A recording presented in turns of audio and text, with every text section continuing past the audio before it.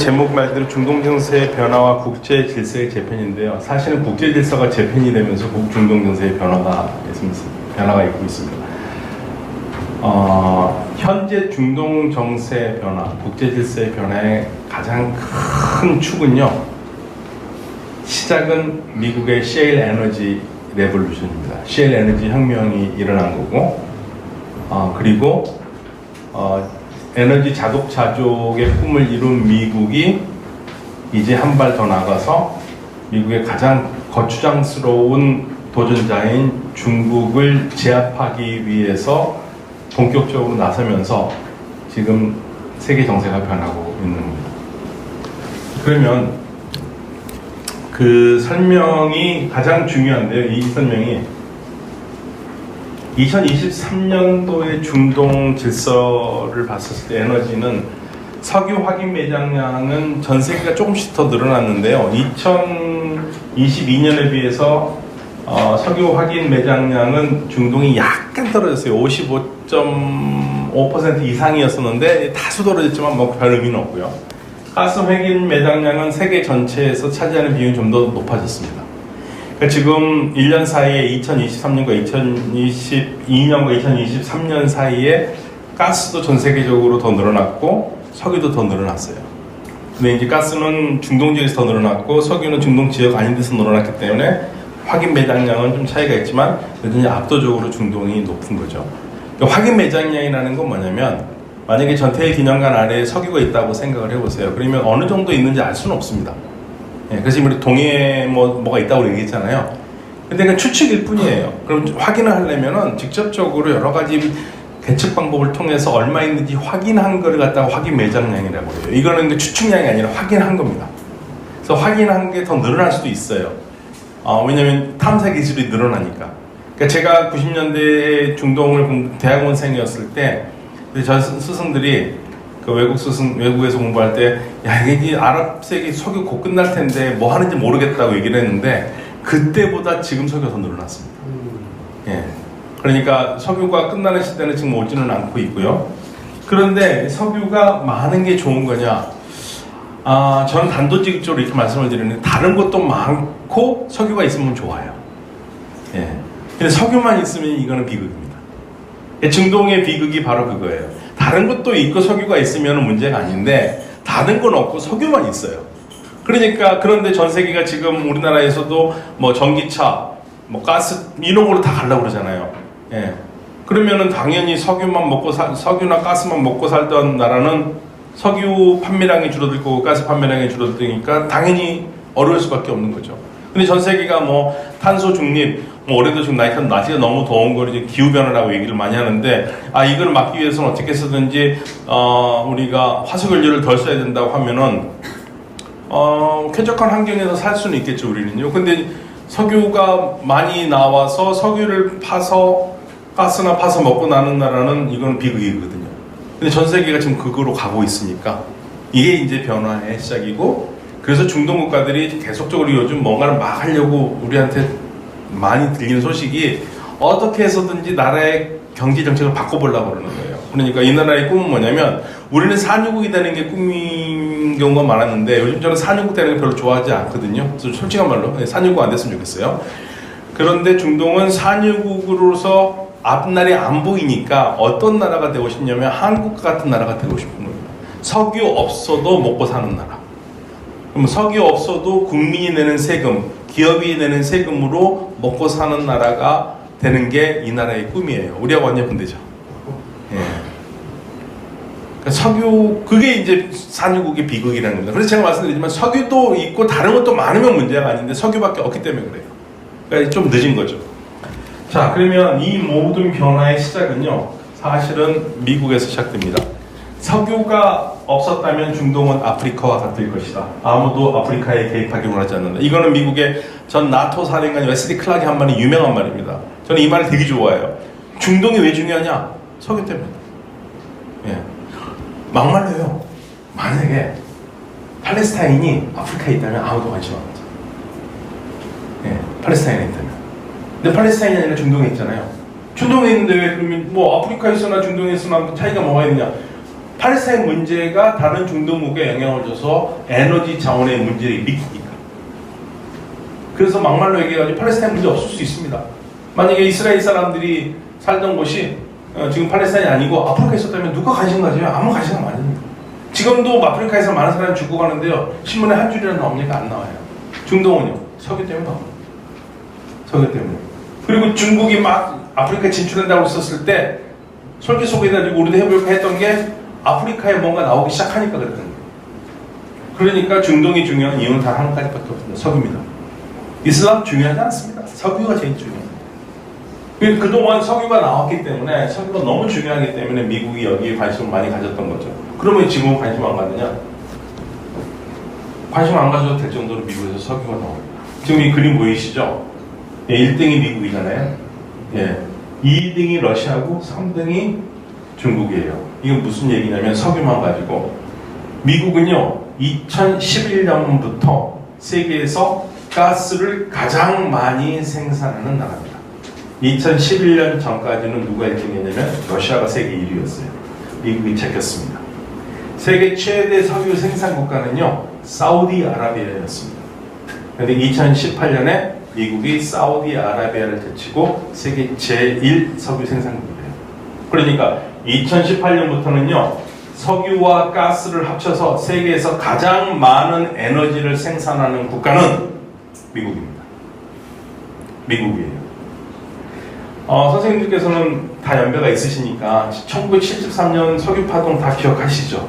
저는 그때 초등학생이었는데 예, 그리고 그 이후에 들은 얘기는 있지만 사실 실제적으로는 느낌은 없는데 다 기억하시잖아요. 1974년 석유 파동이 왜 났습니까? 중동에서 전쟁이 났는데 중동에 있는 국가들이 이스라엘을 지원하는 국가에게 석유 팔지 않겠다고 그래가지고 미국이 이스라엘을 지원하는 석유를 안 팔면서 석유 파동이 났잖아요. 그래서 그게 석유를 수출을 금지하니까 당시 석유가 4배 가격까지 올랐어요. 미국이 그걸 보고 깜짝 놀랐습니다. 그때 미국은 석유를 생산하는 국가였거든요. 그런데 미국이 어떤 생각을 하냐면 또 이런 일이 있으면 우리 산업 끝나겠다. 그래서 미국에서 나오는 석유를 수출을 금지하기 시작합니다. 1975년부터입니다. 미국이 1975년부터 자국에서 나오는 석유를 외국에 수출하지 않고 자국에 비축해뒀어요. 우리가 석유 유가를 얘기하면 3가지 유가가 있습니다. 우리가 주로 사오는 가격엔 두바이 유가가 있고요. 북해에서 나는 브렌트 유가 있어요. 유가가. 그 다음에 미국에서 나오는 텍사스 중진유가 있습니다. 보통 유가는 이 3가지가 국제시장에서 나와요.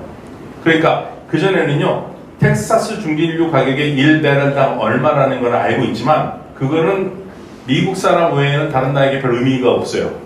왜냐하면 그 석유는 미국 밖에서 팔지 않으니까. 이 1975년에 미국 석유 수출 금지 조치를 당시 미국 대통령이 닉슨이 내렸고요. 닉슨의 꿈은 뭐였느냐?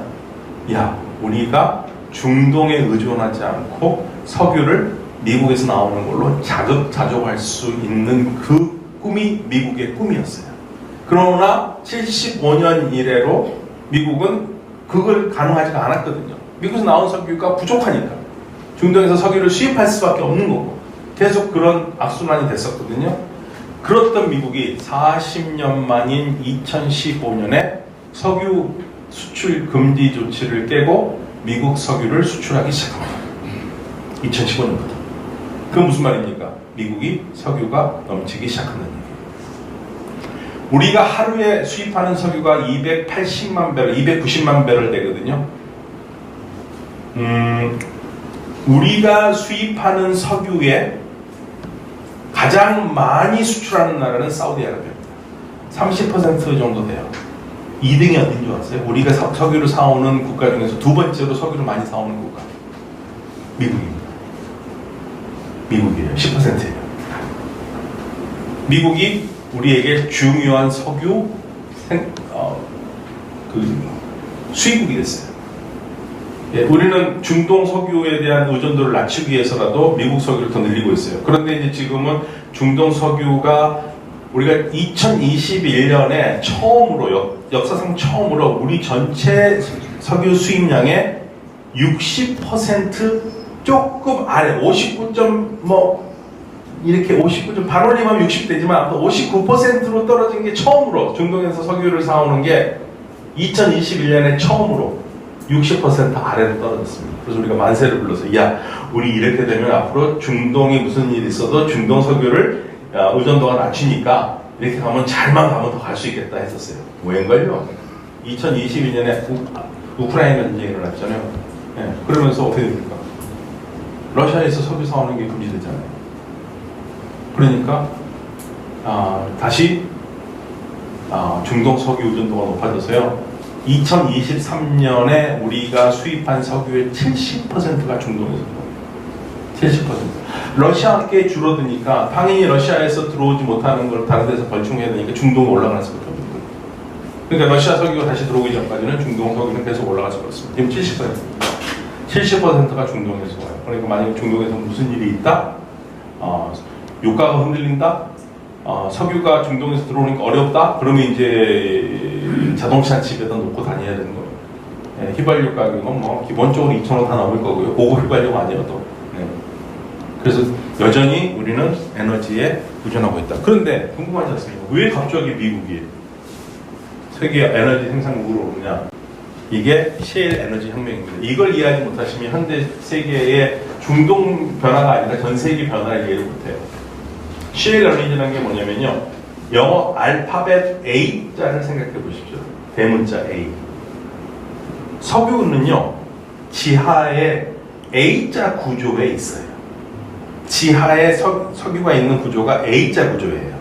그래서 영어로 멋있게 하면 anticline structure라고 그러고, 그거를 한자로 번역하면 배사 구조라고 그래요. 그래서 이 A자에서 삼각형 부분이 있잖아요. 삼각형 아래 부분은 여기는 암석이 있거든요. 암석 사이에 석유가 있으니까 암석인데, 여기에는 깊이가 2000에서 40m고요. 여기에도 석유가 있어요. 이 A자 아래쪽, 줄 아래쪽에. 그런데 여기 석유는 모여있지 않고 떨어져 있습니다. 그러니까 떨어져 있다는 얘기는 뭐냐면, 빨대를 꽂아서 빨더라도 나오다 말아요. 근데 깊이가 굉장히 깊어요. 2000에서 40m예요. 돈도 많이 들어요. 석유가 있다는 걸 알고 있지만 석유를 뽑을 생각을 못했던 겁니다. 이 바위를, 석유를 이것저것에 품고 있는 이 바위를 우리가 근원암이라고 합니다. 석유가 있는 근원이 되는 암이라고 해가지고. 근데 이 근원암의 60%는 셰일암이에요. 셰일은 암석 이름입니다. 셰일은 뭐냐면 진흙이 뭉쳐서 된 암석이에요. 그게 좀 더 부드럽죠. 그 안에 석유와 가스가 갇혀 있어요. 근데 너무 깊게 있기 때문에 이거를 파기가 어려운 겁니다. 그럼 우리가 수입하는 석유는 이 삼각형 안에 있습니다. 이 삼각형 안에 이 바위가 석유가 있다고 그래서 저류암이라고 그래요. 석유가 저장되어 있다 해서 저류암. 저류암에 석유가 있어도 이게 옆에 닫혀 있지 않으면 석유가 다 빠져나가잖아요. 그래서 이 옆에 뚜껑으로 바위들이 덮어주고 있거든요. 그거를 덮개암이라고 합니다.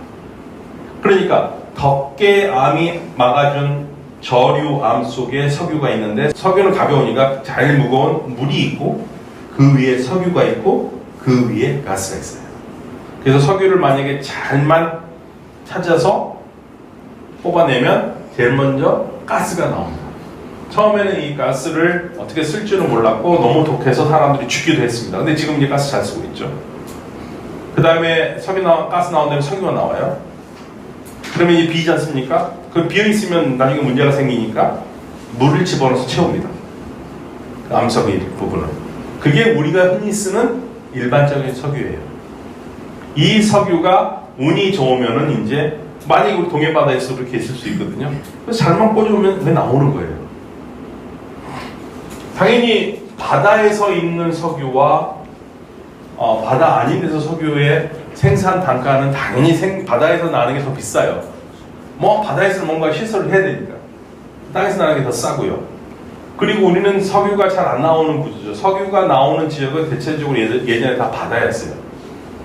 왜냐하면 바다에서 플랑크톤이 계속 밑으로 쌓이고 지각 변동에 대해서 계속 꾹꾹 눌리면 우리가 참기름 짜듯이 거기서 기름이 나오는 거고, 그게 우리가 뽑아내서 쓰는 거거든요. 그러니까 지금의 석유가 나오는 지역은 바다에서 나오거나 아니면 예전에 바다였던 땅에서 지하에서 나오는 겁니다. 네, 근데 우리나라에서는 석유가 나오는 지역은 아니에요. 네. 그런데 이 셰일류, 그 아까 말씀드린 A자 밑에 칸 있잖아요. 거기에 석유가 있는 줄은 알고 있지만 뽑을 방법이 없어서 못 뽑고 있었는데 1997년에 미국의 석유업자인 조지 미첼이라는 사람이 그 발견을 해요. 어떻게 발견하냐면 파이프를 길게 내린 다음에 석유가 있을 거라고 생각한 암석 쪽으로 다시 파이프를 수평으로 넣어요. 그래서 석유가 모여있지 않으니까 먼저 드릴로 도르륵 해가지고 여기에 바위에 틈을 내줘요. 그리고 나서 물 92에서 98%, 그다음에 강모래 2에서 8%, 그리고 약 0.1%의 화학 물질을 섞어서 위에서부터 강력하게 물을 쏴주면 이게 내려오면서 약간 틈이 생긴 쪽으로 충격이 가면서 바위가 갈라지겠죠? 그러면 떨어져 있던 석유와 가스가 그 틈으로 나와서 이 파이프 안으로 모인 거를 뽑아냅니다. 이거를 셰일 가스 또는 셰일 오일이라고 해요. 당연히 돈이 비싸죠. 그전에는 그냥 빨대만 꽂으면 되는데 이거는 2000에서 40m로 파이프를 집어넣어서 다시 옆으로 넣어서 물도 집어넣고 해서 흔들어 줘야지 나오는 거거든요. 당연히 생산 단가가 비쌉니다. 더 문제는 환경 문제가 있어요. 파이프 물이 내려가는 길을 뚫어주기 위해서 먼저 파이프를 뚫는데 그 파이프 안이 혹시라도 실금이라도 있어서 물이라도 새기 시작하면 그러면 그 주변에서 사는 사람들은 식수원은 완전히 마비가 돼요. 식수원이 오염이 되죠. 그래서 흔들어 준다고 했잖아요. 충격을 줘야지 모인다고 했습니까? 그 흔드는 단위가 어느 정도 되느냐? 살짝 흔들리는 게 아니라 지축이 흔들리는 지진사 심할 때는 그렇게 되면은 만약에 전태일 기정은 이 밑에서 문영이 셰일 부위가 많이 있다고 그러는데 잘못하면 이거 무너지는 거예요. 그 주변에 마을 다 여기만 그랬으면 이 주변 다 그러겠죠. 그러니까 이거 함부로 하기 쉽지가 않거든요. 근데 미국은 운이 좋아서 그런지 주로 사람이 안 사는 지역에 넓은 곳에 셰일이 많이 있었고 그러니까 무작정 퍼내기 시작했고요. 이건 확인되지 않은 건데 중국의 사천성 대지진이 중국도 이거 한번 뽑아내렸다가 잘못해서 셰일 뽑아내렸다가 뭐 큰 지진이 났다는 얘기였습니다. 확인 안 되는 거고요. 이거 하려면 일단 물이 많이 필요합니다.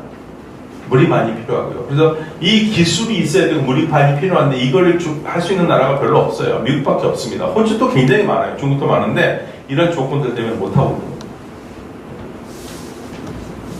있는 미국이 이걸 뽑아내기 시작합니다. 어마어마하게 뽑아내는 거예요. 그러니까 이제 미국은 여기서 나오는 석유로 이제 더 이상 중동에 크게 의존을 안 해도 될 정도로 2011년 가스 생산 세계 1위, 2015년 석유 수출 금지 풀어주죠. 40년 만에. 2018년에는 사우디아라비아를 제치고 세계 최대 석유 생산국이 됩니다. 이제 미국이 들어갈 게 뭐가 있겠습니까? 없죠. 미국은 이제 걱정할 게 없어요. 이걸 이해하셔야지만이 미국을 이해합니다. 다. 셰일 에너지 레볼루션 이해하셨죠? 혁명. 자, 그러면 이제 다시 한번 시계를 1980년대로 돌리겠습니다. 우리 냉전 시대에 살았잖아요. 선생님 다 냉전 시대. 그래서 뭐 빨갱이 뭐 이런 얘기가 아주 익숙한 말이 됐고, 그러니까 뭐든지 아무튼 때려잡자 공산당으로 끝나는 그러한 시대를 우리가 살았었습니까? 그 시대의 미국의 최대의 목표는 뭐였습니까? 냉전에서 소련을 이기는 거였습니다.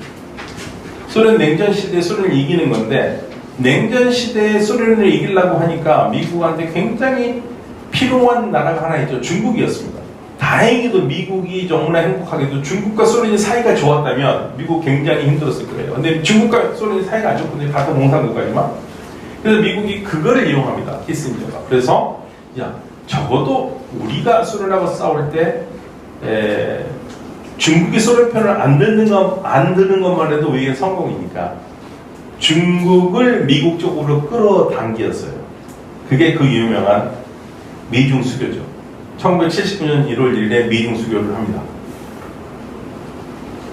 그리고 너무 미국이 행복하게도 미국은 중국을 통해서 중국의 소련 편에 들지 않는 나라라서 확인하고 되게 행복해했죠. 1985년으로 시계를 돌리겠습니다. 냉전 시대에. 근데 미국에 골칫거리가 하나 생겼습니다. 미국은 세계 제조업의 1위 국가였는데 미국의 제조업이 무너지기 시작하죠. 왜냐하면 일본이 너무 치고 올라가요. 일본이 너무 잘해요. 제가 왜 85년을 말씀드리냐면 85년에 전 세계 젊은이들이 제일 갖고 싶어하는 전자제품은 일본이 만들죠. 워크맨. 예, 기억나시죠? 워크맨. 예, 오토 리버스가 되던 워크맨.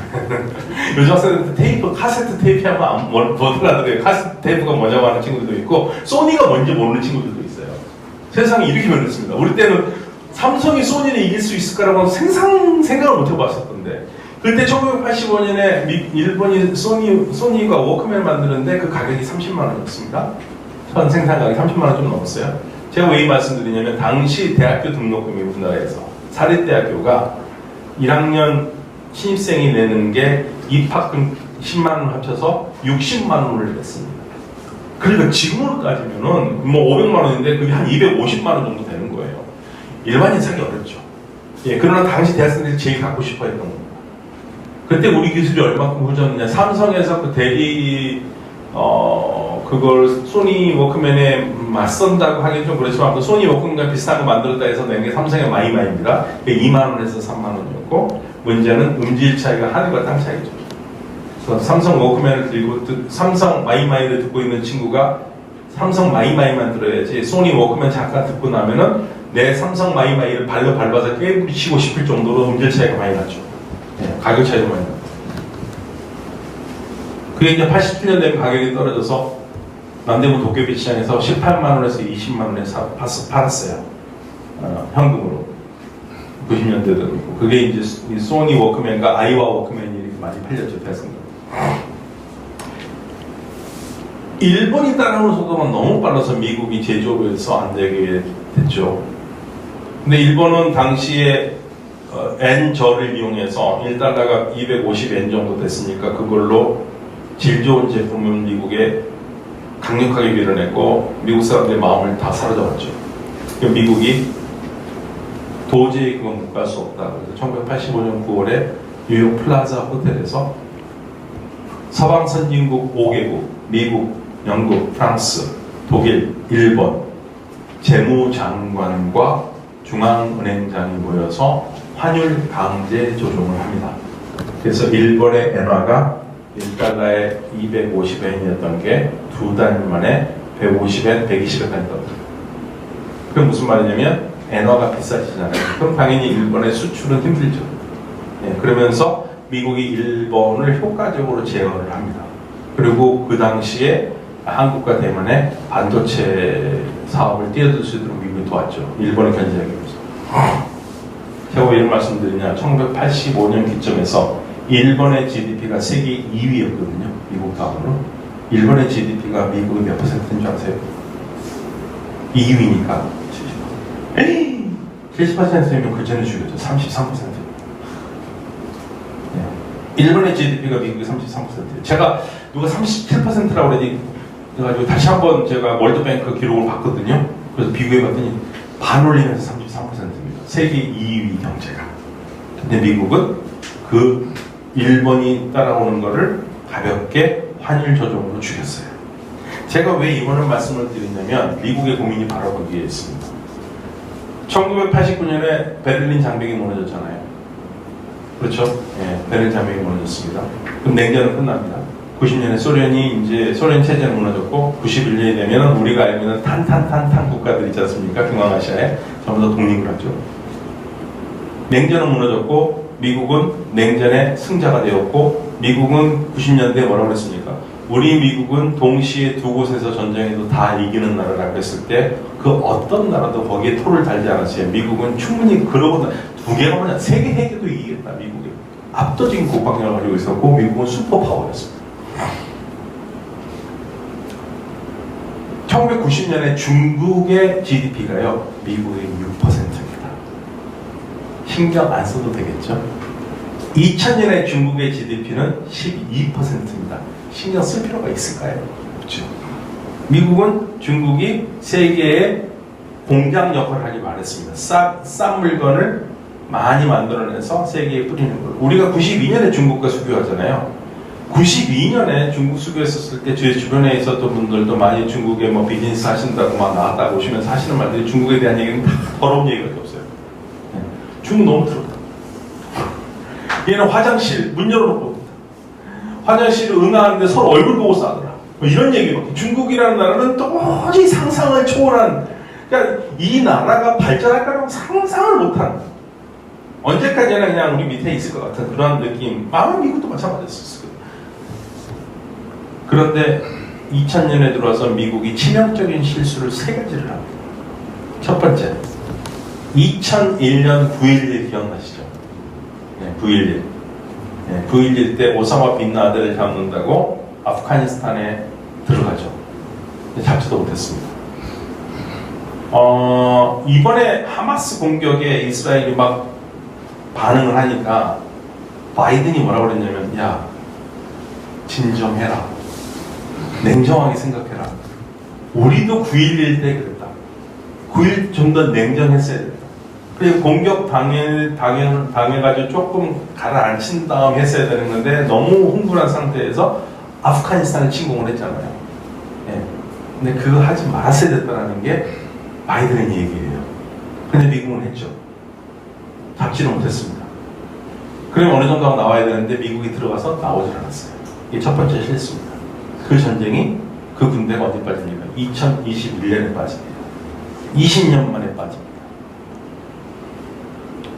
그리고 그 해 2001년 11월 달에 미국이 결국 자충수를 두는 일을 하는데, 미국이 중국의 WTO 세계무역기구에 가입하는 것을 찬성했어요. 그래서 중국은 2001년 11월 달에 가입하고 2011년 12월 달에 정식 멤버가 됩니다. 이제 중국이 세계 무역의 중심축 안으로 들어와요. 그러면서 중국은 발전의 토대를 딱 깠습니다. 다시 말씀드리지만 1990년 중국의 GDP는 미국의 6%, 2000년 12%입니다. 2003년에 미국은 돌이킬 수 없는 실수를 합니다. 할 필요가 없는 전쟁, 이라크 전쟁을 시작했어요. 그리고 여전히 이라크에서 군대는 못 빼고 있어요. 이게 왜 돌이킬 수 없는 실수라고 말씀을 드리냐면, 2015년에 미국의 학자들이 도대체 우리 미국이 아프가니스탄 전쟁과 이라크 전쟁에서 쓴 전비가 얼마냐, 이걸 계산을 했습니다. 그거를요, 제가 1달러를 1,000원으로 계산을 하니까, 지금 1,300원이잖아요. 1,000원으로 계산해보니까 계산하기 편하게 얼마인지 아세요? 6,600조 원입니다. 6,600조 원. 우리 1년 예산이 600조 원이에요. 이 두 전쟁에 미국이 쓴 돈이 6,600조 원인데, 제 계산이 아니라 미국 학자들의 계산이에요. 그러니까 6,600조 원을 전쟁 비용으로 썼으면 그 나라가 어떻게 발전하겠습니까? 다른 2000년에 미국 GDP의 12%였던 중국이 2010년이 되니까 미국 GDP의 40%까지 따라옵니다.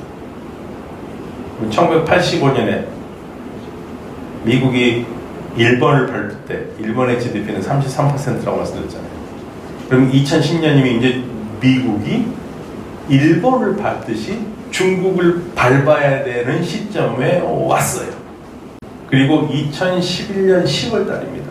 그로부터 1년은 2011년 10월 달에 힐러리 클린턴이, 미국의 국무장관 힐러리 클린턴이 미국 외교 잡지에다가 미국의 태평양 시대라는 글을 기고합니다. 이 글의 내용은 아주 명백해요. 자, 우리 미국은 태평양과 대서양에 다 통한 나라다. 그런데 지금까지 우리 미국은 대서양을 사이에 두고 유럽과 협력을 하면서 국가 번영을 이뤘는데, 이제는 우리의 미래는 아프가니스탄도 아니고 이라크도 아니고 이 중동이 아니라 바로 태평양에 있다. 태평양이 번영하고 있으니까 우리는 태평양 국가의 일원으로서 태평양 국가와 협력해서 태평양에서 새로운 번영을 이루겠다고 했습니다. 듣기는 되게 좋죠. 제가 이 말을 그래서 이때 한 게 피보트 아시아 회귀 정책의 시작입니다. 이 말을 좀 듣기 좋게 할까요? 쌍스럽게. 굉장히 부드럽게 한 거고요. 아, 지기를 중국 새끼들 너무 따라오네. 이 새끼들 잡아야 되는데 중국 봉쇄해야 돼. 이거예요. 중국 봉쇄 정책입니다. 근데 중국 봉쇄 정책이라고 하기에는 말이 너무 그러니까 아시아 회귀 정책이라고 했어요. 또 그것도 너무 그러니까 재균형 정책이라고 했습니다. 미국의 전략 자산을 다시 배치해서 재균형 정책을 하겠다. 한쪽에 너무 치우쳤었다. 지금까지 중동에 너무 치우쳤었으니까 그걸 빼고 아시아하고도 균형 잡게 하겠다. 미국의 본격적인 중국 잡기 정책의 시작입니다. 그리고 그로부터 3개월 후인 2012년 1월 달에 미국 오바마 대통령이 국정연설에서 그런 얘기를 하죠. 우리에게는 100년간 쓸 가스가 있다. 미국은 이제 더 이상 에너지에 관심을 갖지 않아요. 그러면 이제는 자급자족, 미국의 원대한 꿈이 자급자족, 에너지 자급자족의 시대로 들어왔고, 그러면 이제 우리를 뭘 해야 되냐? 지금까지 소홀히 했던 태평양 지역을 가야 된다라는 게 이제 미국의 정책의 변화니 어마어마하게 변화옵니다. 이 변화에 온 게 미국이 만약에 CL 에너지 레볼루션이 없었으면, CL 에너지 혁명이 없었으면 이게 불가능해요. 그러니까 이제 중동에 대해서 관심을 끊는 거죠. 조금씩. 네. 이 관심을 끊는 게 적극적으로 드러난 게 2019년이에요. 1980년에, 1979년에 이란이 혁명이 나서 반미 국가가 되죠. 그리고 그 위에는 아프가니스탄을 소련이 1979년 12월 24일에 침공을 합니다. 미국이 깔통을 하죠. 그래서 미국은 무슨 말을 하냐면, 페르시아만 지역, 여기에서 이 미국의 에너지 안보에 가장 중요한 것인데 여기를 만약에 누구라도 건드리는 나라가 있다면 누가 건드리겠어요? 소련이 가로 열고 소련이라는 말을 안 했어요. 건드리는 나라가 있다면 우리 미국은 군사력을 써서라도 가만두지 않겠다고 했습니다. 그게 그 유명한 카터 독트린이에요. 그래서 미국이 페르시아만의 안보를 지켜줬기 때문에 큰 문제 없이 다른 나라들도 누워서 떡 먹기식으로 우리나라 마찬가지로 중동에서 어떤 일이 있어도 페르시아만 쪽에서 나오는 석유의 이동에는 흐름에는 문제가 없었죠. 미국이 이제 큰 역할을 해줬던 거예요. 2019년에요. 이란의 지원을 받는 예멘의 후티 반군이 사우디아라비아의 석유시설 2곳을 공격을 해서 2곳이 셧다운돼요. 사우디아라비아가 하루에 생산하는 석유가 1000만 배럴입니다. 그런데 2개의 유전에 문제가 생기면서 500만 배럴이 날아가요. 제가 말씀드렸죠. 1980년 카터 독트린이 있었습니까? 그러면 미국이 어떻게 되느냐. 이 페르시아만 지역은 미국의 석유가 굉장히 중요한 지역이니까 미국 석유 안보를 위협하는 일이 생겼잖아요, 지금. 근데 트럼프가 그걸 보고받고 한 첫마디가 뭔지 아세요? 만약에 카터 독트린이 살아있다면, 그래? 이런 나쁜 놈 새끼들, 그러면 후티 방문 때려. 우리 에너지 문제 있어. 이렇게 했겠죠? 예. 트럼프 첫마디? 이거는 우리 미국을 공격한 게 아니야. 그러니까 사우디에 대한 공격이지. 우리 미국 공격한 게 아니야. 만약에 사우디가 원하면 우리가 도와줄 수 있다. 근데 그 뒤에 무슨 말이냐면 돈을 내시오. 도와주더라도. 그래서 미국 학자들이 2019년 이 사건을 두고 카터 독트린은 끝났다. 미국은 더 이상 중동에서 군사 개입하지 않는다. 냉정한 일입니다. 미국은 더 이상 중동에서 군사 개입하지 않는다. 왜요? 중동 에너지가 미국에 필요하지 않다. 왜? 우리는 셰일 에너지가 있기 때문에. 우리는 지금 그거 바빠. 우리는 중국 잡아야 돼. 이해하시겠죠? 흐름입니다. 다시 한번 시계를 돌려볼까요? 2012년에 대통령이 있는 박근혜 전 대통령이 취임하자마자 제일 히트 상품으로 만들었던 표가 통일대박이죠. 네, 통일대박의 근간은 중국을 잘 구슬려서 북한 문제를 해결하겠다는 거고, 한번 나름 굉장히 노력했다고 봅니다. 그리고 그 당시 그런 얘기 했잖아요. 통일 정책은 우리나라에서 보수당이 해야지, 그거를 좀 진보적인 세력이 하면 또 빨개 얘기를 많이 들으니까, 차라리 통일은 그냥 보수당이 하는 게 더 낫다. 그런 자주 섞인 얘기도 많았고, 그래서 뭐 박근혜 전 대통령은 뭐 보수의 핵심이니까 그래 한번 해봐라, 통일 그거라도 해봐라, 뭐 그런 얘기도 많이 있었죠. 그리고 중국과 사이가 굉장히 좋았죠. 기억나세요? 전승기념일에 간 거. 중국의 전승기념일에 아무도 안 갔습니다. 소위 말해서 친미 국가들에서는 아무도 안 갔어요. 그런데 유일하게 그 전승기념일에 간 대통령이 대한민국의 박근혜 대통령이었어요. 그래서 그 사진이 유명합니다. 천안문 광장에 그 막루에 올라서 사진을 찍었는데, 박근혜 전 대통령만 유일하게 소위 말해서 자유질선, 친미 세력 국가에서 온 사람들이고, 나머지는 시진핑, 푸틴, 뭐 중앙아시아 국가들, 소위 말해서 유럽이나 서방에서 부르는 독재 국가들의 지도자들과 사진을 찍은 거예요. 그 사진이 당시 사실은 미국을 비롯해서 유럽 세계에 큰 충격을 줬죠. 그러면서 그때 나왔던 유럽의 이런 데에서 만평이 뭐가 나왔냐면, 시진핑과 박근혜가 같은 침대에 누워있는 그림 같은 게 나와요. 예. 그러니까 이제 한국이 뭐 중국한테 다 팔아버렸다, 뭐 이런 식으로. 예. 근데 왜 이게 시점이 문제가 되냐면, 미국은 이미 중국을 잡으려고 하는 시점이고, 우리는 중국을 이용하려고 하는 시점이고, 이게 이제 상대방한테는, 미국한테는 별로 안 좋게 보이죠. 그리고 그 중국과의 관계가 그래도 아무튼 괜찮아지는 것 같았지만, 거기서 이제 딱 끝나는 게 하나 있죠. 사드죠. 2014년 사드. 예. 결정합니다. 그러면서 우리 수임에서 경중암에는 끝나버렸고, 예, 그러니까 시대의 흐름은 미국은 이미 지금 중국을 잡으러 들어가는 거였고, 우리는 반대로 간 거죠. 예. 그 좋아할 리가 없었습니다. 뭐 사드가 대국용인지 대중용인지는 알아서 판단하십시오. 제가 제 입으로 말하지 않겠습니다. 예. 예. 중국은 이제 계속 사드에 대해서 우리에게 제재를 한 거고요. 사드에 따른 경제 제재를 계속 해가지고 사이가 계속 지금까지 보면 나쁜 거고 좋은 건 하나도 없죠. 왜 제가 이런 말씀을 드리냐면, 제가 뭐 통일 전문가는 아닙니다만 흐름이 그렇다 이거예요. 예, 미국의 흐름이 그렇다 이거예요. 예, 미국의 흐름은 지금 어디로 가느냐? 대중국 압박이에요. 이거는요, 오바마가 만들었고요. 오바마 다음인 트럼프가 있고, 그 다음이 바이든이 있고요. 그 다음 대통령이 해리스가 되든 트럼프가 되든 지금 갈 겁니다. 움직이지 않아요. 이건 기조가 변화가 없어요. 다만 차이는 막말로 하느냐, 조금 세련되게 하느냐, 그 차이밖에 없어요. 예. 바이든은 좀 세련되게 하려고 그랬고, 트럼프는 속 시원하게 하고 싶은 말 다 하면서 했고, 오바마는 좀 세련되게 하려고 그랬고, 트럼프는 막 험한 말 하면서 했고, 예. 바이든은 좀 더 뭐 부드럽게 하는 것처럼 보이려고 노력을 했고, 그 다음 대통령도 비슷할 거예요. 예. 그러니까 이 기조는 갑니다. 어차피 미국의 내셔널 어젠더는, 미국의 국가 정책의 제1순위는 지금 중국 잡는 거거든요. 네, 중국 잡는 겁니다. 이거를 이해 못하시면 국제정세 이해 못합니다. 현재로서. 그리고 이 배경에는 미국의 에너지 독립이라는 게 있다는 겁니다. 에너지 독립이 있어도 중국이 위협 요소가 되지 않았다면 안 했겠죠. 그런데 중국 위협 요소가 있었기 때문에 미국은 중국을 잡으려고 들어가는 거고, 그거에 가능하게 해준 게 에너지 레볼루션이에요. 에너지 혁명입니다. 그러니까 국제유가가 이게 널뛰기로 뛰니까, 산유 국가들은 이제 머리가 아픈 게 두 가지가 생깁니다.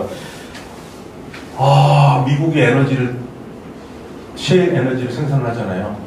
그럼 시장이 밀어낼 거 아닙니까?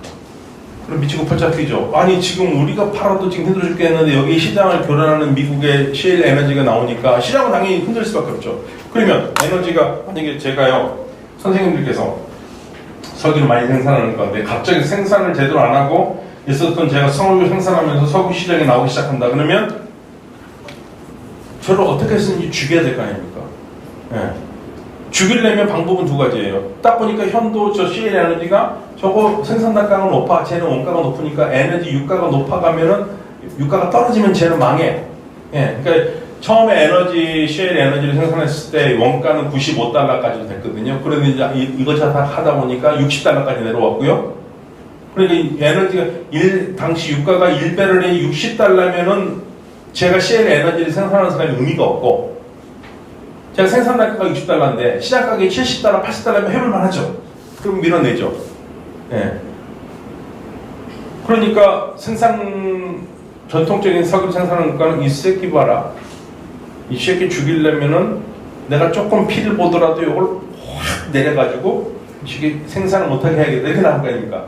그러니까 이제 내리죠. 그래서 25달러까지 내려간 적이 있어요. 그러니까 이제 셰일 에너지 회사들은 파산하죠.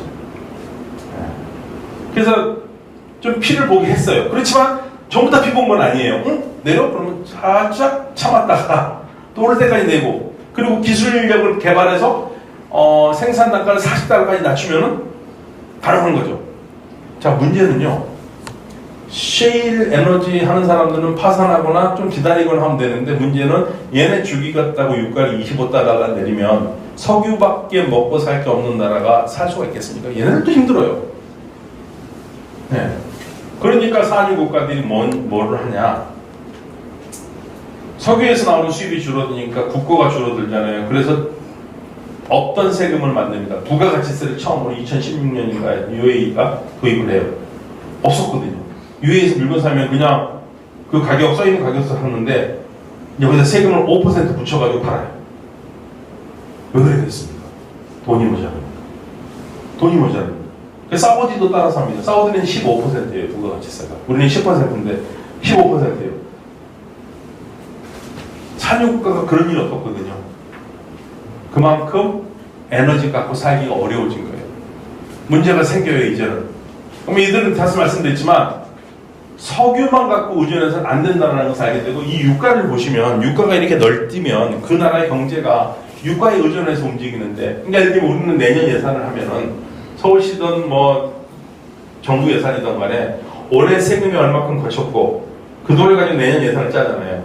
근데 산유국은 세금을 걷지 않기 때문에 걷어도 얼마 안 되기 때문에 그거 가지고는 국가 수입 안 되거든요. 그럼 이 사람들 내년에서 어떻게 하느냐? 내년에 예상 유가를 생각합니다. 내년에 아마 이 유가가 70달러 정도 될 거야. 그럼 70달러에 맞춰서 우리가 파는 게 아니고 그럼 70달러에 맞춰서 예산을 짜는 거예요. 근데 70달러보다 떨어지면 박살 나는 거고, 그러면 돈 까먹어가지고 비축해 둔 돈 써야 되는 거, 올라가면 땡큐죠. 이거 얼마나 불안합니까? 예산이 항상 예상 유가를 해야 되니까 이게 정상적인 국가가 안 되거든요. 그러니까 이들이 생각하는 게 우리도 정상적인 국가가 돼야겠다. 에너지 의존해서 나라 발전하겠다. 이제는 안 되겠다. 뭐 셰일도 나오고 전 세계가 이제는 뭐 친환경 에너지 하면서 더 이상 석유나 가스를 안 쓴다고 그러니까 큰일 났다. 우리도 말받쳐서 빨리 바꿔야겠다. 그러면서 이 나라들이 바빠지기 시작하는 거예요. 그래서 중동은 변해야 산다라는 큰 흐름이 생겨요. 가장 잘 나가는 나라가 두바이입니다. 좀 설명을 드리겠는데요. 영어로 UAE라고 부르는 나라가 아랍에미레이트거든요. 아랍에미레이트라는 나라는 7개의 아미르 국가가 있습니다. 아미르라는 것은 왕이거든요. 왕이 다스리는 나라가 7개가 있어요. 7개가 그렇게 크지 않다 보니까 혼자 적대 세력을 막기에는 어려우니까 7나라 왕이 모여서 야 우리 나라를 하나로 만들자. 그러니까 네 나라에서는 계속 왕이야. 그래서 우리가 나라를 하나 만들어서 너 왕자리 없애고 왕 하나 하는 게 7명이 다 왕이고 7명이 다 연방으로 묶어서 한 나라가 되되 다른 거는 같이 안 하고 딱 2개만 같이 하자. 외교하고 국방. 오케이. 그래서 7나라가 된 게 아랍에미레이트라는 국가입니다. 그 중에서 가장 큰 나라가 아부다비고요. 2번째로 큰 나라가 두바이예요. 나머지 5나라는 조금해요. 그래서 가장 큰 나라인 아부다비가 대통령 국가가 되고 왕은 그 아부다비의 국왕이 대통령이 되는 거예요. 연방의 대통령. 두바이의 국왕은 총리가 되는 겁니다. 그런데 두바이는요 이 아랍에미리트의 석유가 100이 난다면 94에서 96%는 아부다비에서 나고요. 4에서 6%만 두바이에서 나요. 나머지 0. 몇 %는 다른 나라에서 나면 별 의미가 없고요. 근데 두바이는 처음부터 석유 가지고 먹고 살 수 없다는 것은 너무 잘 알아요. 그래서 라시드 국왕이 뭐라고 그러냐면, 내 할아버지 아버지는 낙타를 탔고, 근데 나는 지금 랜드로버를, 나는 메르세데스 벤츠를 타고, 내 아들은 랜드로버를 몰고, 아마도 내 손자는 랜드로버를 몰겠지만 내 증손자는 다시 낙타를 탈지도 모르겠다. 그러니까 무슨 말이냐면 우리는 석유 갖고는 안 된다. 그러니까 석유 나오는 거 가지고는 아주 기본적인 시설만 하고 우리는 석유의 먹거리를 찾자. 그래서 지난 40년 동안 두바이는 석유에 의존하지 않는 경제를 만들기 위해서 진짜 말 그대로 죽을 힘을 썼고요. 그래서 가장 성공한 나라가 됐습니다. 예를 들면 어떻게 하느냐? 야, 우리나라는 보니까 지리적인 여건이 모든 나라에 10시간이면 가더라. 그러면 야, 공항 지어서 우리나라 비행기 만들고, 그래서 항공의 중심지가 되도록 하자. 그래서 아랍에미리트 항공을 만든 겁니다. 두바이 공항 좋잖아요. 그리고 새만금처럼 간척을 하자. 간척을 해가지고 거기다 부동산을 세워서 그거를 아주 유명한 사람들에 팔아서 부동산업을 일으키자. 그래서 두바이가 부동산업을 성공합니다. 기가 막힌 좋은 집을 많이 팔아요. 전 세계 유명한 사람들. 그러니까 유명하지 않은 사람들이 팔면 별 의미 없잖아요. 유명한 사람 팔니까 전부 다 이제 막 기에 살고 그러는 거예요. 그 다음에 검은 돈이든 깨끗한 돈이든 상관없이 모든 돈을 환영하면서 금융을 발전시켜요. 예. 두바이는 지금 또 끊임없이 뭔가를 하려고 노력하고 있어요. 그래서 성공한 겁니다. 다른 나라들은 처음에 두바이 하는 걸 보고 참 뭐 쓸데없는 짓 한다고 그랬는데, 두바이가 지난 40년 동안 두바이를 상륙하면서 지금 석유에 의존하지 않으면서 가장 발전하는 모델이 되니까 다른 국가들도 이제 그걸 따라하기 시작합니다. 예. 석유에 의존하지 않고 가는 경제를 가자. 그렇지 않고는 큰일 나겠다. 사우디아라비아도 마찬가지다. 큰일 나겠다. 그래서 열정적으로 경쟁이 벌어집니다. 그래서 석유 없는 시대로 가는 경쟁이 시작됐어요. 많은 나라들이. 예, 특히 사실 이런 석유 없는 경제를 2000년에 석유의 현자라고 불리우는 석유의 현인이라고 하는 당시 사우디아라비아의 오랫동안 석유 장관을 했던 자키 야만이라는 사람이 뭐라고 그랬냐면, 야, 석기 시대가 돌이 없어서 끝났냐? 돌이 있어도 석기 시대 끝났다. 총동이 나오니까 끝난 거잖아요. 예. 석유 시대? 야, 석유 없어도 끝나. 석유 있어도 끝나. 2030년이면 석유를 팔고 싶어도 사는 사람이 없어서 한 방울도 못 팔아. 어떡할래? 지금 빨리 산업구조 전환한다고 2000년에 얘기했는데, 그때는 그게 실감나지 않았겠죠. 그러나 이제 점차 실감이 나면서 중동국가들이 아차! 싶은 거예요. 이제 큰일 나겠다. 그래서 석유하고 가스에 의존하지 않고 다른 소스로 돈을 벌 수 있는 그거를 가기 위해서 노력을 한 겁니다. 일단 미국의 셰일 에너지가 들어오면서 이거 정신을 못 차리는 거죠. 두 번째는 미국이 중동 잡는다고 중동에서 발을 빼니까 중동 국가들이 안보의 위험을 느끼기 시작해요. 중동 국가에 그러면 적이 누구냐? 중동에 북한 같은 적이 있느냐? 중동 사람 생각하기에 그게 이란입니다. 이란이에요. 미국이 있어서 미국이 의존했는데 미국이 이제는 군대도 빼고 뭐 군대를 빼지 않지만 별 움직이질 않으니까 큰일 나겠다. 미국이 우리를 지켜주지 않겠다. 그래서 이제 우리가 70년대 그렇게 많이 들었던 자주국방 얘기를 여기서 하고 있는 거예요. 중동에서 자주국방 얘기를 하는 겁니다. 자주국방 하니까 당연히 무기를 사올 수만 그러니까 그전에는 무조건 돈 있으면 사왔는데 사오기만 하면 안 되잖아요. 자기들도 만들어야 되잖아요. 그래서 이제 우리한테 자꾸 꼬셔가지고 들어와라, 공장 세워줘라, 기술을 이전해달라 하고 지금 자주국방을 하는 거고, 그래서 방송에서 K방산 하는데 저는 항상 요즘 방산 사람들한테 얘기하는, 좀 떠들지 좀 말아라. 무기를 많이 팔아서, 무기를 잘 팔아서 좋은 나라는 하나도 없다. 무기는 기본 사람을 죽이는 거잖아요. 그러니까 K방산하면서 와 우리의 방산 사람이 세계에서 이거 자랑하기 절대 아니거든요. 다른 건 자랑해도 무기 파는 건 자랑해서는 안 돼요. 무기는 조용히 안 팔듯이 파는 게 맞아요. 왜냐하면 내가 추출한 무기를 가지고 사우디아라비아면 이란하고 전쟁이 이란 사람 죽이면 한국 무기가 좋다면 한국에 대해서 좋은 생각 갖겠습니까? 그러니까 하면 안 되는 거거든요. 예. 그런데 아무튼 중동은 지금 한국과 뭔가를 하고 싶어요 해요. 왜냐면 한국이 제일 만만해서 그럴까요? 그냥 물어봤어요. 야, 니네들 왜 한국 하려고 그러냐? 기술 좋은 일본도 있잖아. 우리보다 더 좋다고 니네들이 항상 생각하잖아. 니는 뭐 기술하면 일본이라고 생각하고. 니네 중국하고 많이 하는데, 근데 이 친구들이 뭐라 하냐면, 중국은 너무 버겁대요. 규모가 너무 크니까 나라가. 일본은 겁나 깝깝하대요. 융통성이 없어요. 우리는 융통성이 많은 거예요. 하라는 대로 해주고 뭐 해주고 하니까. 그래서 한국을 간다는 거예요. 한국이 그러니까 그렇진 않으면 일본은 굉장히 진짜 그 기술 이전에 대해서도 대단히 보수적이거든요. 잘 안 하려고 그러는데 우리는 어차피 우리가 물건을 팔아야 되는데 기술이 10개 있으면 한 2-3개는 줘도 괜찮다 생각하면 주는 거예요. 네. 그래서 이제 우리하고 협력을 많이 하고 있는 겁니다. 지금 현재로서. 그리고 막말로 해가지고 중동에 왜 우리 목을 매느냐? 이유는 간단해요. 중동에 목을 매는 이유는 간단합니다. 시장이 없어요. 미국 시장도 지금 안 좋죠? 중국 시장 막혔죠? 러시아 시장 막혔죠? 동남아시아? 동남아시아 지금 보면 그렇게 크지 않아요? 아프리카도 하지 말고요. 그래서 큰 규모 사업하는 건 중동밖에 없으니까 중동에서 시장을 뚫을 수밖에 없는 그런 상황이에요. 예. 근데 중동이 예전이나 지금이나 굉장히 어려운 시장이거든요. 그래도 손해를 보더라도 들어가겠다는 거고 어떻게 해서든 해보겠다라는 그런 의지는 우리 기업들이 가지고 있는 거고요.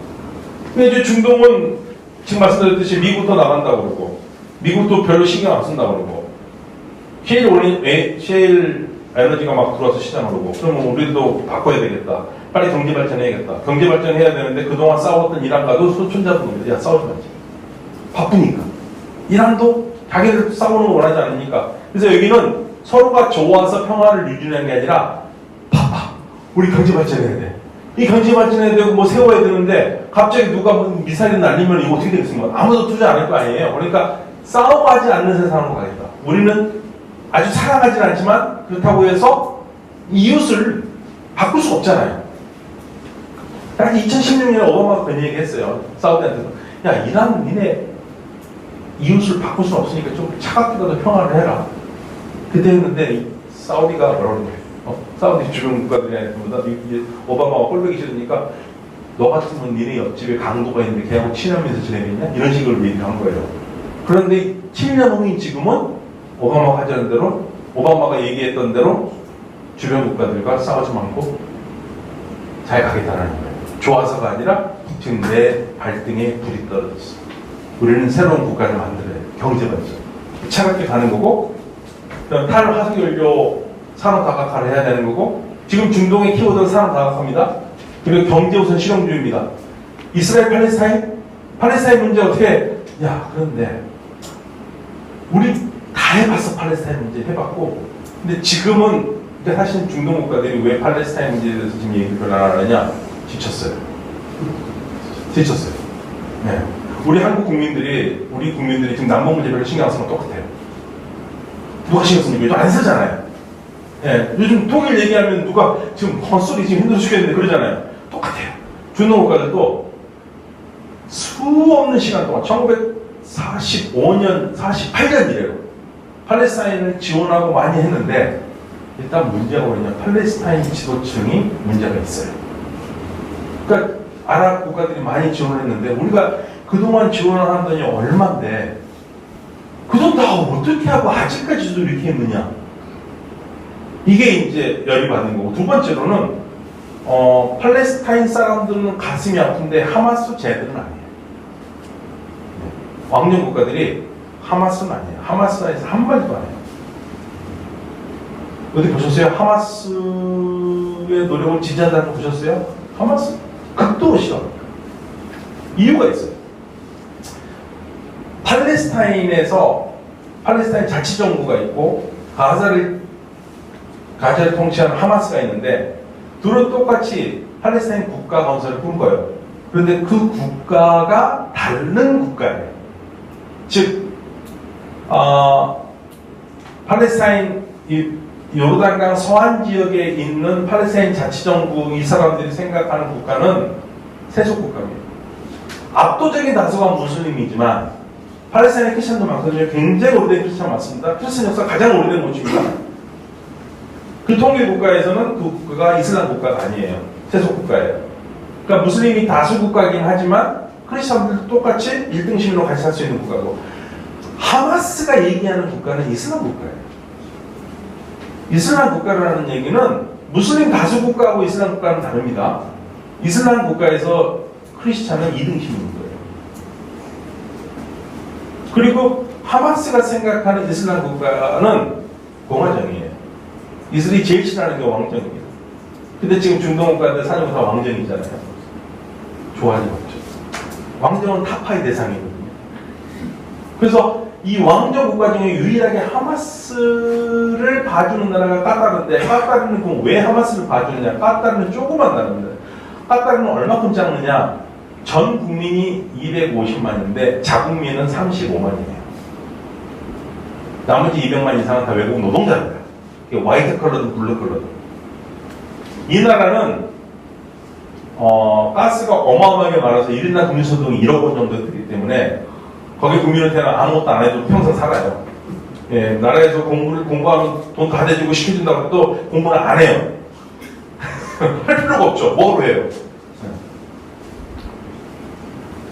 근데 이 나라는 이 가스로 부국이 된 지 급격하게 됐거든요. 근데 주변 국가들이 쉽게 말하면 제일 어린 나라였는데, 이게 사우디나 이런 데서 보면 너 옛날에는 나한테 까불지도 사람도 많이 커서 돈 벌더니, 그러면서 이 주변 국가 사이가 안 좋고 위험하잖아요. 그러니까 이 나라는 철저하게 친미 정책을 하면서 미국에게 세계에서 가장 좋은 공군기지를 무료로 제공을 하고요. 그리고 우리의 살 길은 이렇게 미국의 안보를 믿고 그 다음에 뭐를 하느냐? 우리는 스위스처럼 영세 중립국가 같은 모습을 보여주겠다. 그래서 세계 중동의 다른 나라에 있기 어려운 존재들, 탈레반이라든지 하마스라든지 그런 나라가 그런 애들이 사무실, 국제적인 사무실을 까따르에 갖고 있는 걸 허락을 해주는 겁니다. 모든 적성되는 세력들이 다 와서 있게 해준다 이거예요. 그러니까 이게 기본적으로 이 나라의 근본은 미국이 안보를 지켜준다는 게 있어요. 그래서 이 까따르는 몇 안 되는 비나토 미국 동맹국입니다. 비나토 미국 동맹국이에요. 예.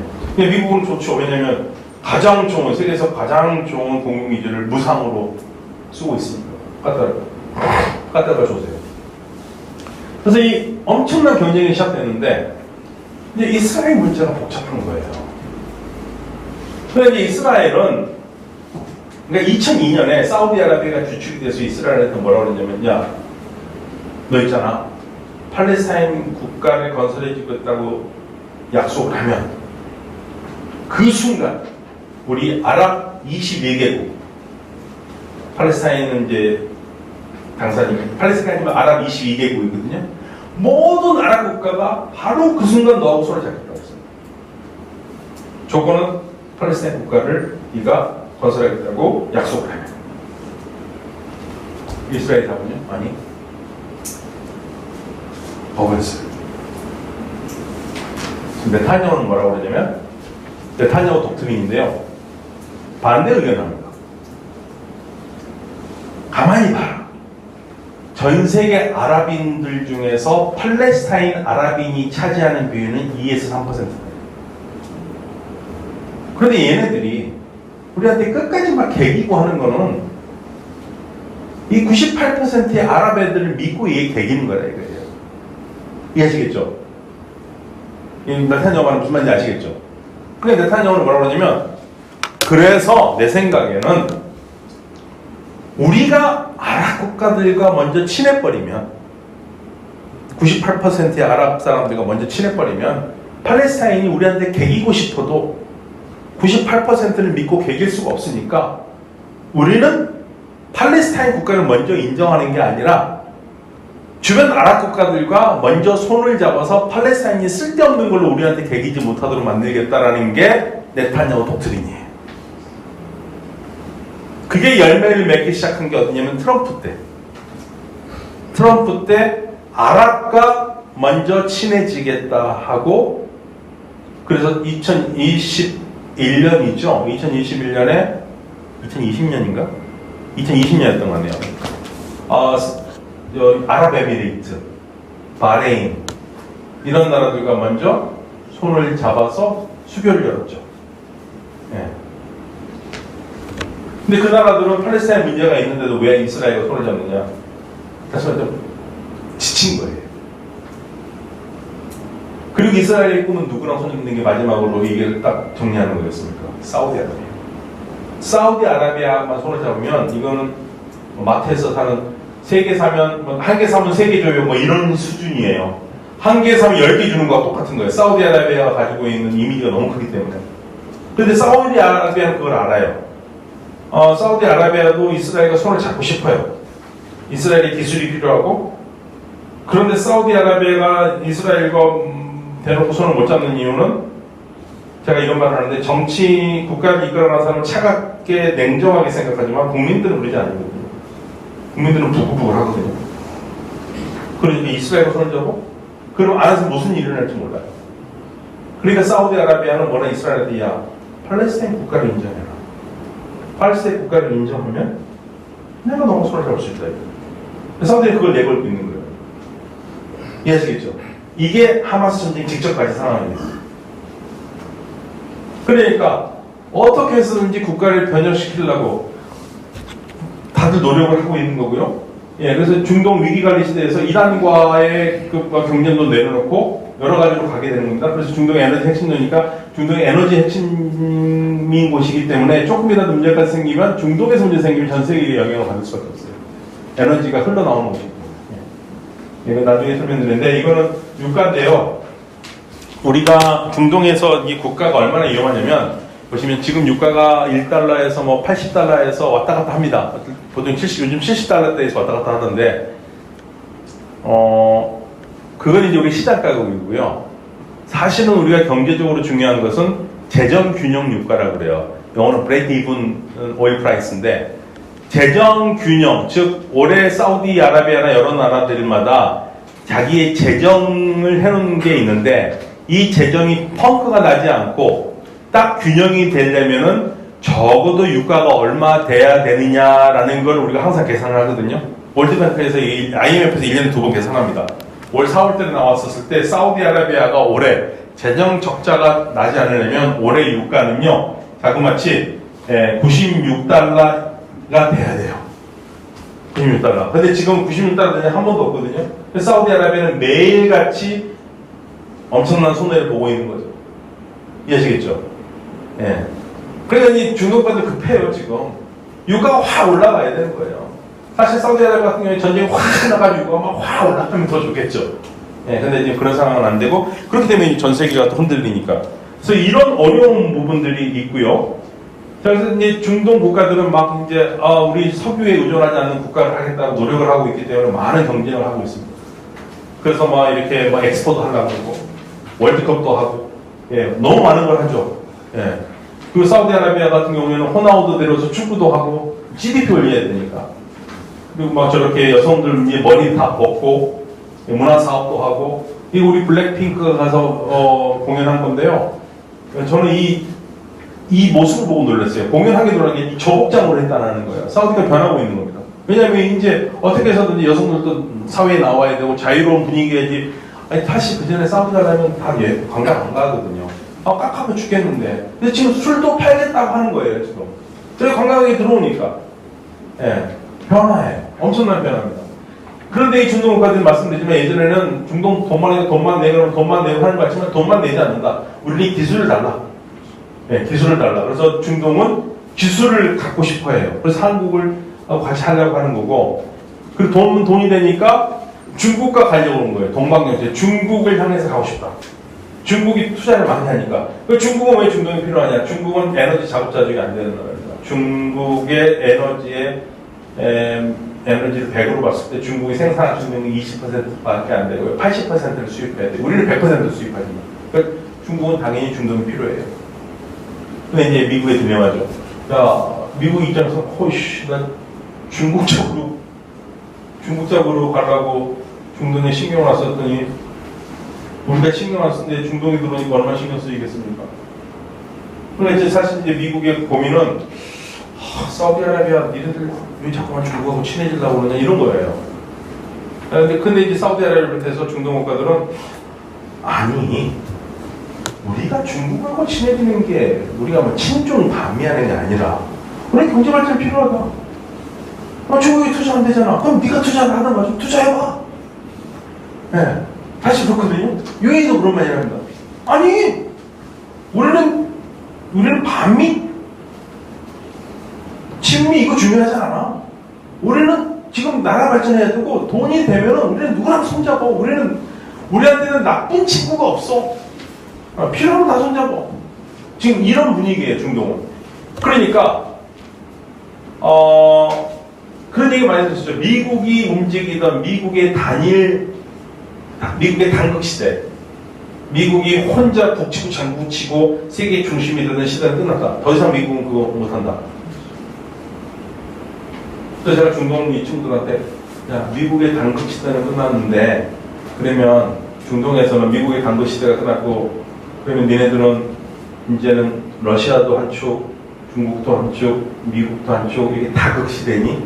그랬더니 이 친구는, 아니, 이제는 어떤 나라도 중동에 말뚝을 받고 그 주변에 나라가 모이는 그런 시대는 이제는 서로 연결되는 시대다. 연결되는 시대다. 이제 우리한테는 적이 없다. 누구랑 다 손잡는다. 연결되는 시대. 그 얘기를 하고 있는 겁니다. 중동의 변화입니다. 그래서 뭐 브릭스도 들어가겠다 그러고 뭐 난리가 난 거죠. 예. 그런데 이제 2022년에 2월 10일에 우크라이나 전쟁이 터졌습니다. 첫 번째 시대이죠. 이 사진이 가장 중요합니다. 우크라이나 전쟁을 이해하는 첫 번째 특징은요, 왜 러시아가 우크라이나를 공격을 해야만 했는가? 공격한 게 잘했다 못했다 그걸 얘기하는 게 아닙니다. 네, 재정학적으로. 우리가 항상 만주평화를 얘기하자. 만주평화를 찾겠다. 자, 우리가 뭐 북쪽에서 보면은 만주평원이 있고요. 만주평원에서 열심히 말을 달려서 서쪽으로 달린다고 생각해보세요. 서쪽으로 달리면 가장 큰 장애물이 대흥안령 산맥이 나옵니다. 대흥안령 산맥 옆으로 뒤를 빠지면은요, 몽골 평원으로 발행이 돼요. 몽골 평원에 열심히 말을 달리다 보면은 한도 끝도 없이 가다 보면 또 하나의 큰 산이 하나 나와요. 그게 알타이산입니다. 알타이산 옆으로 빠지면은요, 또 너른 카자흐 평원이 나옵니다. 카자흐 평원 열심히 달리다 보면은 또 하나의 거대한 장애물이 나오죠. 그게 우랄산맥이에요. 근데 우랄산맥을 옆으로 통과하거든요. 통과하면은 이제 거기는 폰토스 카스피 평원이라고 해가지고 또 평원이 나와요. 그럼 그걸 열심히 달리다 보면 또 하나의 산맥이 나와요. 그게 카르파티아 산맥이에요. 카르파티아 산맥 옆으로 빠지는 게 있습니다. 거기로 빠지면 어디가 나오냐? 헝가리 대평원이 나와요. 만주평원에서 헝가리 대평원까지 길이가 7,000km에서 보통 8,000km 얘기합니다. 이게 뚫려 있어요. 그런데 지금 제가 말씀드리는 부분에서 폰토스 카스피 평원 있는 쪽, 카자흐 평원 있는 쪽으로 있는 나라가 러시아와 우크라이나예요. 러시아가 몽골의 지배를 몇 년 받은 줄 아세요? 러시아가 1240년부터 1480년까지 240년 동안 몽골의 지배를 받습니다. 정확한 역사 기록은 아니지만 나폴레옹이 그런 말을 했다고 해요. 러시아 사람들의 얼굴을 한꺼풀 베끼면 몽고가 있다. 그러니까 러시아가 왜 그렇게 당했겠어요? 지형 장애물이 없어요. 우리는 서울 경복궁에 보시면 경복궁을 침략하려면 건너올 게 많아요. 한강 건너야 되죠. 한강 건너기 전에 관악산 넘어야죠. 관악산 넘어서 한강 건너죠. 한강 건너면 처음으로 부딪히는 게 뭡니까? 남산이잖아요. 남산 건너야 돼. 남산 건너면 청계천 있죠. 청계천 지나야지 경복궁 들어오잖아요. 네. 천혜의 요새가 있어서 우리는 이게 넓은 평원이었기 때문에 넓은 평원에 있는 사람들의 마음을 몰라요. 중앙아시아 이런 데 가면은요, 모스크가 예배를 하라고 부르는 것도 되지만 모스크가 망입니다. 망루예요. 넓은 평원에서 멀리서 그 생각은 없어요. 저는 이 중동에 가서 이렇게 하다 보면 그 생각 내가 중동에 사는데 와, 적군이 저기서 엄청난 말바꿈을 하고 오는 걸 내 눈으로 보고 있다면 얼마나 심장이 뛰겠어요. 장애물이 없어요. 장애물.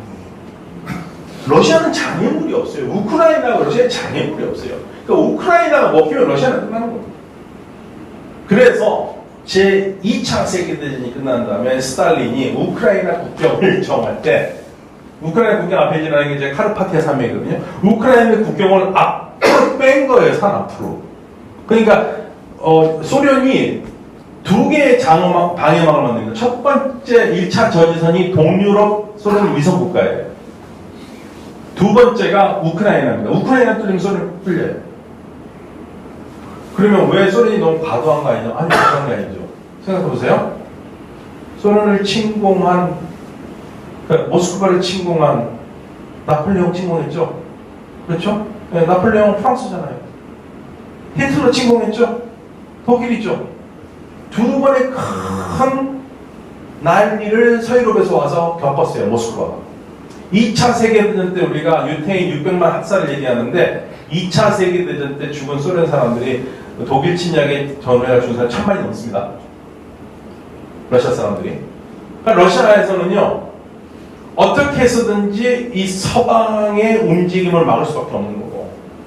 그래서 냉전이 끝난 다음에도 미국과 약속이 뭐냐면 미국이 더 이상 나토를 동진하지 않는다. 그 차이는 아시죠? EU와 나토는 다릅니다. EU는 경제협력기구이고요. 나토는 군사협력기구예요. 그래서 불문율의 신사역이 더 이상 미국이 나토를 동진하지 않는다는 건데 미국이 동진을 했죠. 그래서 미어샤이머 교수는 오늘날 러시아 우크라이나 전쟁의 시작은 언제냐? 2008년 4월이다. 2008년 4월에 나토 정상회담에서 당시 독일과 프랑스가 그렇게 뜯어 말렸는데도 미국이 조지아와 우크라이나의 나토 가입을 환영한다고 얘기했어요. 그게 진정 전쟁의 시작이다. 미국이 약속을 어겼고 러시아는 이제 예전에 프랑스, 독일 이어서 미국이 러시아 쪽으로 올 거라고 생각을 하고 있고 역사적인 경험상 그리고 2021년에는 또 그러지 않았느냐. 우크라이나를 나토로 집어넣겠다. 그러니까 지금 러시아가 원하는 것은 우크라이나 나토 가입 포기예요. 나토 가입 포기해라. 네. 사실은 러시아가 2022년 2월 24일에 전쟁을 시작하면서 3월 달에 젤렌스키한테 평화협정을 맺자고 그랬는데 젤렌스키가 받으려다가 안 받은 게 미국과 영국이 막았습니다. 받지 말아라. 해볼 만한 이길 수 있다. 다 아시다시피 그때 마치 러시아가 패배할 것 같았지만 결국에는 안 됐죠. 예. 그러니까 지금 계속 이 상황이 이어지는데 이 전쟁이 언제 끝날지는 몰라요. 그러나 하나 확실한 것은 이제 제 말이 아니라 이러한 미국 정책의 가장 비판적인 미국의 학자 존 미어샤이머 미국의 석학인데 이 사람이 하도 미국에 대해서 미국의 이 러시아 정책에 대해서 지금 비판을 하니까 미국의 뉴스 언론에서는 안 다뤄주는데 이분 굉장히 뛰어난 학자입니다. 전 세계적으로 유명한. 근데 이분이 그런 말이에요. 자, 미국의 목표는 뭐냐? 미국은 중국 공세를 하는 게 국가 목표인데 그러면 냉전 시대에 소련을 잡기 위해서 중국을 미국 편에 두는 정책을 했는데 이제는 중국을 잡으려면 러시아를 미국 편에 둬야 되는데 왜 러시아를 찔끔찔끔 건드려서 이 난리를 치느냐? 사실은 중국이 미국과 싸움을 할 수 없는 이유가 두 가지 때문에 못하거든요. 중국은 에너지 작업 자족이 안 되고요. 식량 작업 자족이 안 되는 나라입니다. 세계에서 에너지와 식량 작업 자족이 되는 강대국은 미국과 러시아예요.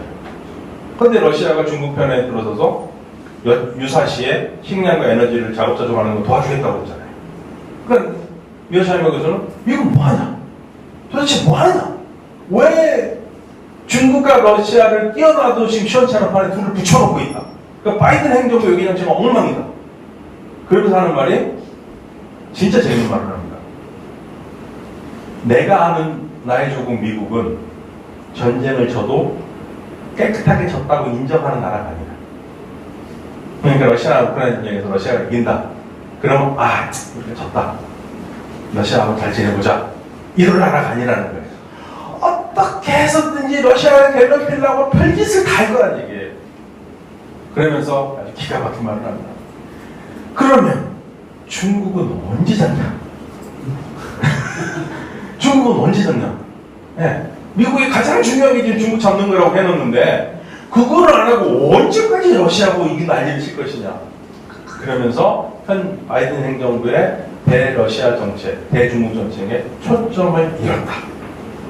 그 얘기를 하는 겁니다. 그래서 그것만 말씀드릴게요. 예. 러시아가 왜 이 전쟁을 이렇게 중요하게 생각하느냐? 네, 바로 러시아는 서방에 대한 피의식이 있어요. 네. 이게 절대 제가 뭐 러시아가 우크라이나를 침공한 걸 잘했다 이 얘기하는 게 아니에요. 이렇게 말하면 저것도 러시아 편이다, 저 빨갱이다 뭐 이런 사람들이 있어요. 저는 상황만 전달한 거예요. 전달하는데 우리나라는 상황을 전달해도 그걸 그지 않고 또 해석을 해. 박현도 쟤또 빨갱이스럽다. 쟤는 러시아 편에다 그 반이스라엘이다 이런 얘기가 하지 말도 안 되는 소리. 아무튼 지정하게 됐던 얘기입니다. 자, 그래서 이거는 이제 최근에 미국의 국무장관이 러시아가 전쟁을 마치면은 러시아가 싸움을 중단하면 전쟁은 끝나지만 우크라이나가 싸움을 중단하면 우크라이나는 끝난다. 이게 이제 미국 블링컨 국무장관의 얘기면서 계속 지금 미국이 우크라이나에 도와주는 건데 미국도 대놓고는 못 도와줍니다. 왜냐하면 러시아가 핵을 가지고 나니까. 그러니까 미국의 찐 보수들 있잖아요. 찐 보수들은 뭐라고 그러냐면 전쟁 그만둬라. 왜 러시아 건드리냐. 유럽한테 특히 그럽니다. 유럽 니네들 싸우고 싶으면 니네들이 싸워라. 왜 미국을 건드리느냐. 왜 우리 미국민이 결정한 전쟁이 아니라 유럽 니네 이득에 맞춰서 우리가 러시아하고 싸워야 되냐. 러시아는 핵을 가진다는 거예요. 왜 우리 미국 국민이 원하지 않는 전쟁은 니네 유럽이 우리를 미국으로 끌고 가가지고 핵이 있는 러시아하고 우리 미국이 싸우게 하느냐. 이거 우리가 원하는 전쟁 아니다. 그래서 미국의 찐 보수들은요. 유럽한테 뭐라고 하냐면 선택해라. 우크라이나를 나토에 집어넣을래? 그러면 우리 미국은 나가야 된다. 네가 우리 미국이 나토에 남아있기를 원하면 우크라이나를 포기하고 우크라이나를 나토에 집어넣고 싶으면 미국을 포기해라. 이게 찐 보수들이 하는 얘기예요. 이 라인에 들어가는 사람이 트럼프입니다. 트럼프 얘기는 거기에 들어갔습니다.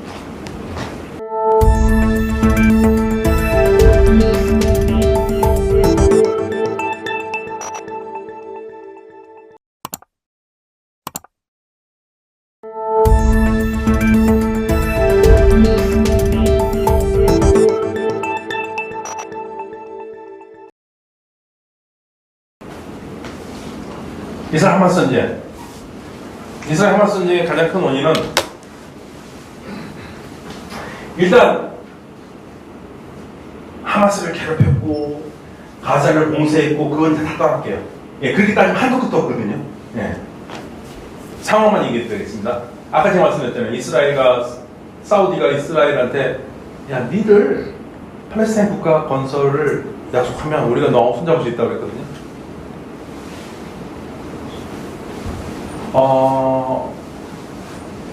8월 달에 G20 정상회담이 인도 뉴델리에 있었어요. 그때 미국이 주도를 해가지고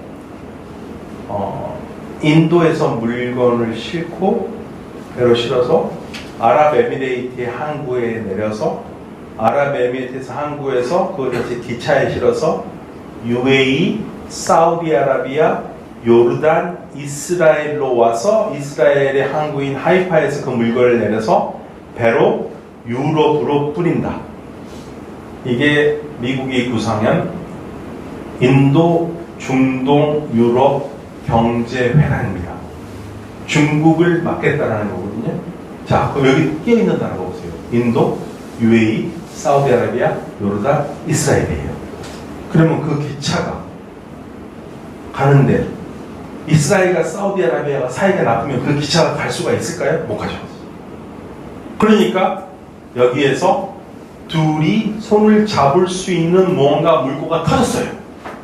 이스라엘과 사우디아라비아.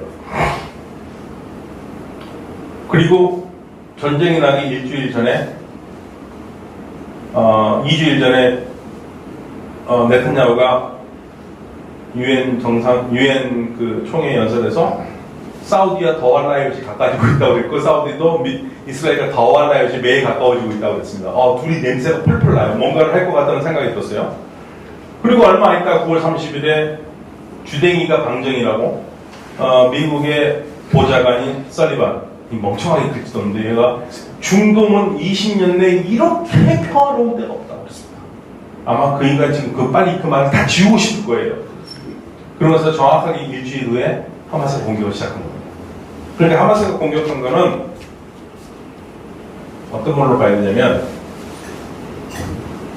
가장 큰 원인은 사우디아라비아하고 이스라엘 손잡는 것을 막는 게 들어가 있을 거예요. 네. 왜냐면 사우디 이스라엘 손잡는 얘기는 팔레스타인 문제 언제 해결했다는 거죠. 그 팔레스타인 문제 해결하는, 제가 말씀드렸잖아요. 사우디가 하마스 안 좋았잖아요. 그럼 확인하면 누구랑 얘기가 됐습니까? 이스라엘. 가자 지구 얘기 안 해요. 하마스는 낙동강 오리알이 되는 거예요. 그러면 저쪽 팔레스타인 정부하고 얘기하겠죠. 그럼 하마스가 나올 기는 없어요. 그렇죠? 그러니까 어떻게 해서든지 사우디하고 이스라엘 손잡는 걸 막아야 되는 거예요. 두 번째로는 이스라엘의 내부를 봤어요. 하마스가. 이스라엘 내부는 뭐냐면, 이스라엘은 헌법이 없는 국가입니다. 헌법이 없어요. 근데 기본법만 있는 나라예요. 그런데 뭘 하냐, 우리하고 똑같이 사법개혁인데, 우리하고 반대입니다. 우리하고 똑같이 사법개혁이니까 되게 이상한데, 이스라엘은 사법개혁이 있었어요. 네타냐후는 사법을 개혁하고 싶은 거예요. 그게 뭐 하냐면, 많이 들어보시면 안 돼요. 우리나라에서도 비슷한 건데, 네타냐후는 정부는 국민들이 투표를 뽑잖아요. 근데 사법부는 국민들이 투표를 뽑는 거 아니잖아요.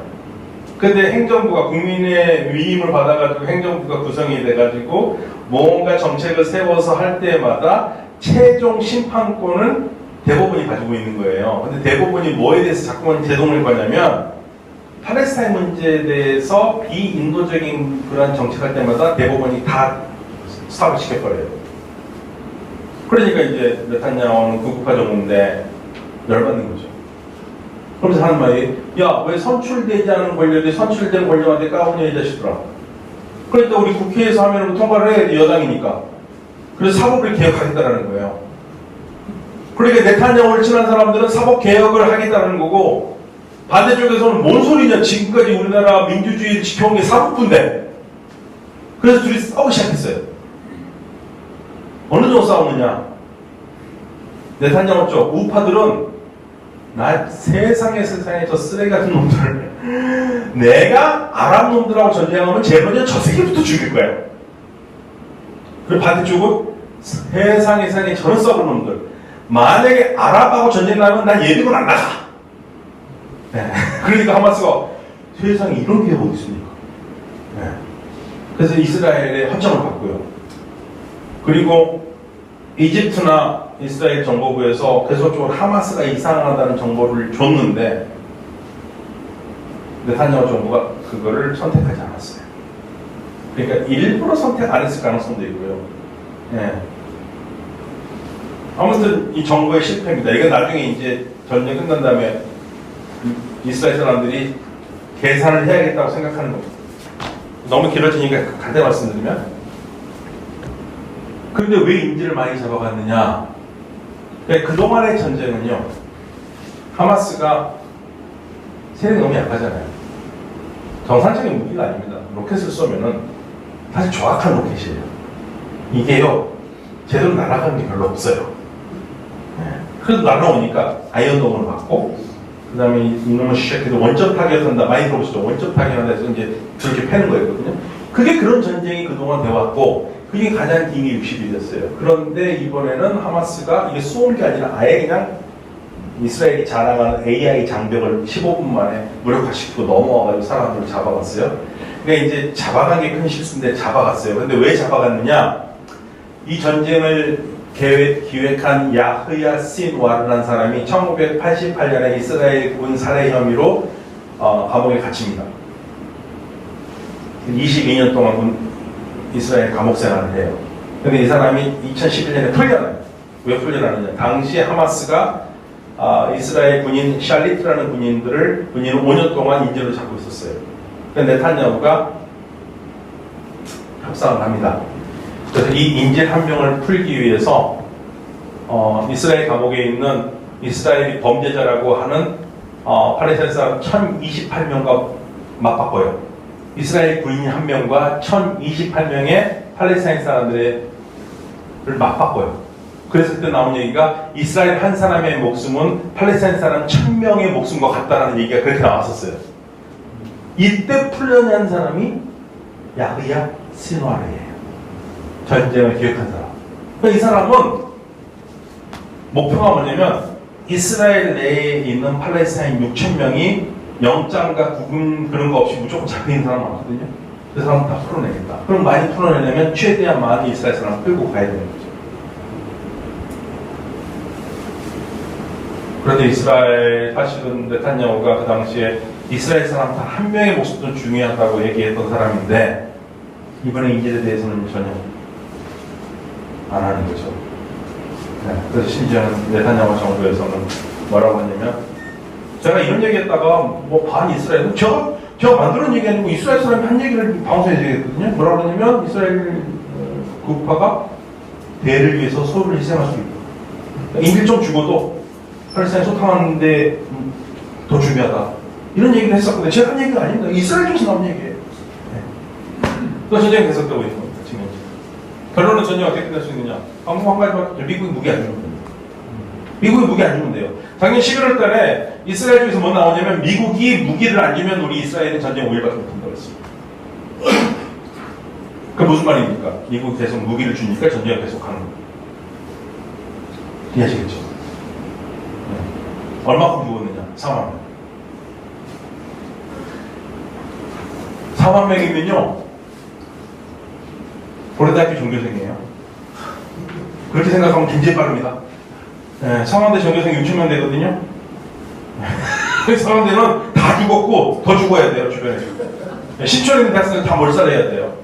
그 사람들이 3만 명 하면 잘 이해를 못해요. 근데 엄청 저는 항상 학생수로 계산을 하거든요. 그럼 정확합니다. 서울대생은 다 죽었어요. 학교 하나가 없어진 겁니다. 근데 이스라엘은 야 4만 명이 다 민간인 아니고 17,000명 하마스다. 그래 오케이 17,000명 하마스라고 치자. 23,000명은 민간인이라고 생각해보세요. 좋은 사람 누굽니까? 어린아이들, 네, 여자들.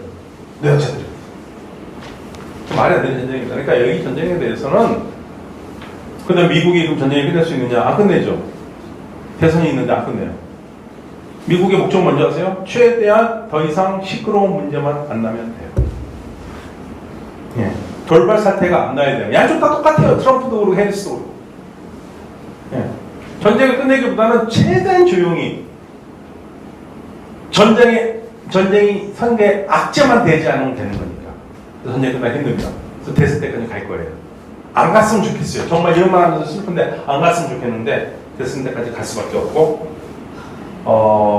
대선 때 가는데 아마 트럼프가 되면은 네타냐후는 트럼프가 되기를 기도하고 있을 거고요.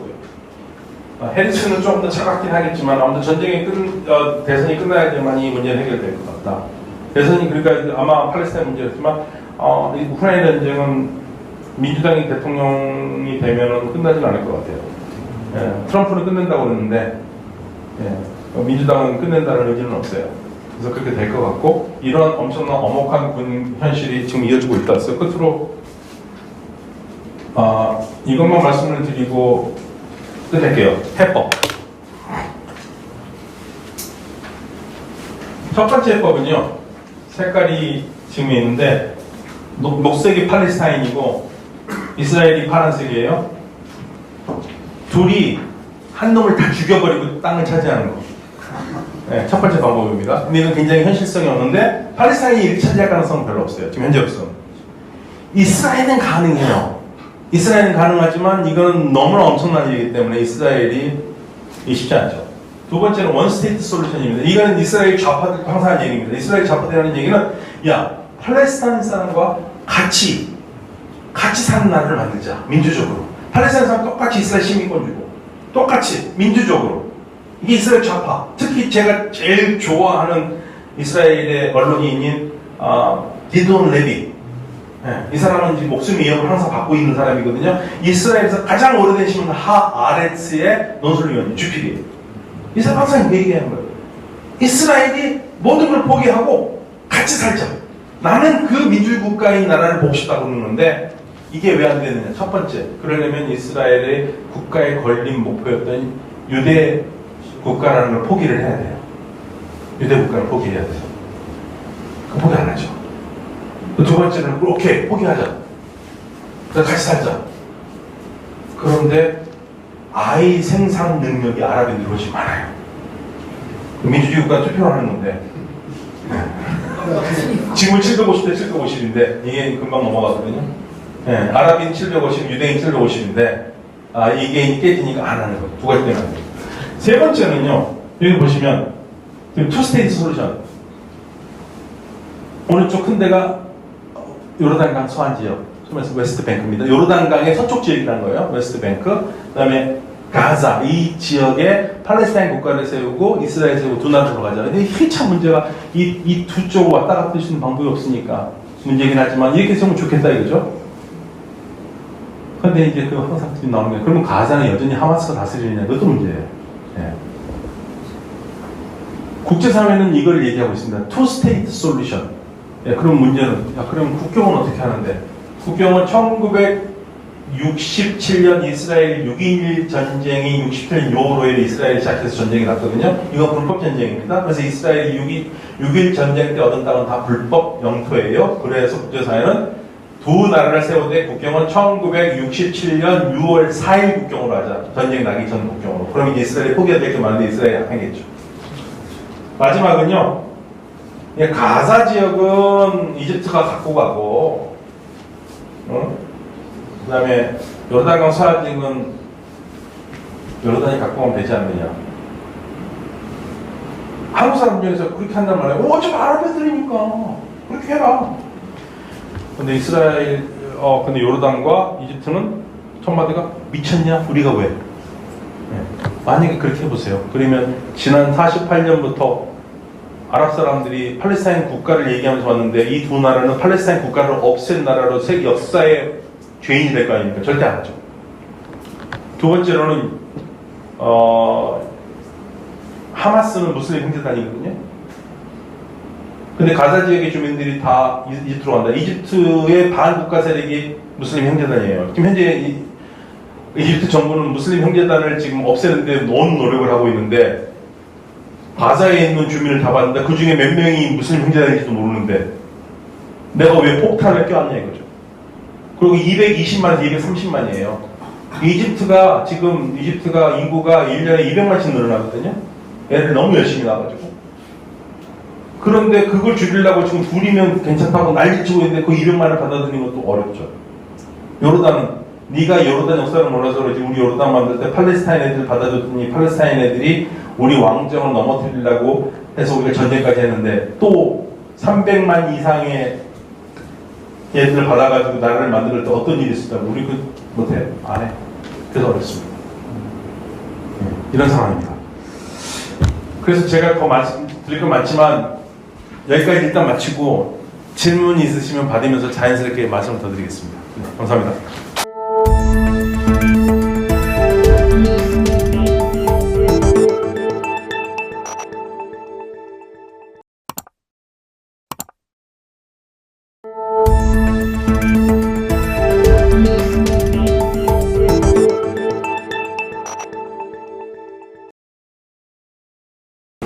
이게 어떤 무기든 간에 무기 수출에 대해서는 입을 다무는 게 제일 좋아요.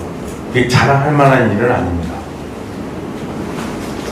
그때 이상하게 국뽕이 넘쳐가지고 K방산 하는데 이게 안 좋은 건데요. 사실 우크라이나한테 무기를 주지 않는 게 우리한테는 되게 이득이죠. 굳이 러시아하고 사이가 나빠질 필요 없기 때문에. 그래서 그동안 우리가 우크라이나에 직접 무기를 제공하지 않았고 실질적으로는 밀어내기식이 됐죠. 우리가 예를 들면 폴란드가 다른 나라에 하면 그 나라 가지고 있는 물은 우크라이나로 가니까 또 모르죠. 우리가 우회해서 갔을 수도 있습니다. 그런데 올 초에 미국이 진짜 치사하게 한국에서 무기를 직접 우크라이나에 주고 있다고 그런 말을 기자회견을 해버렸어요.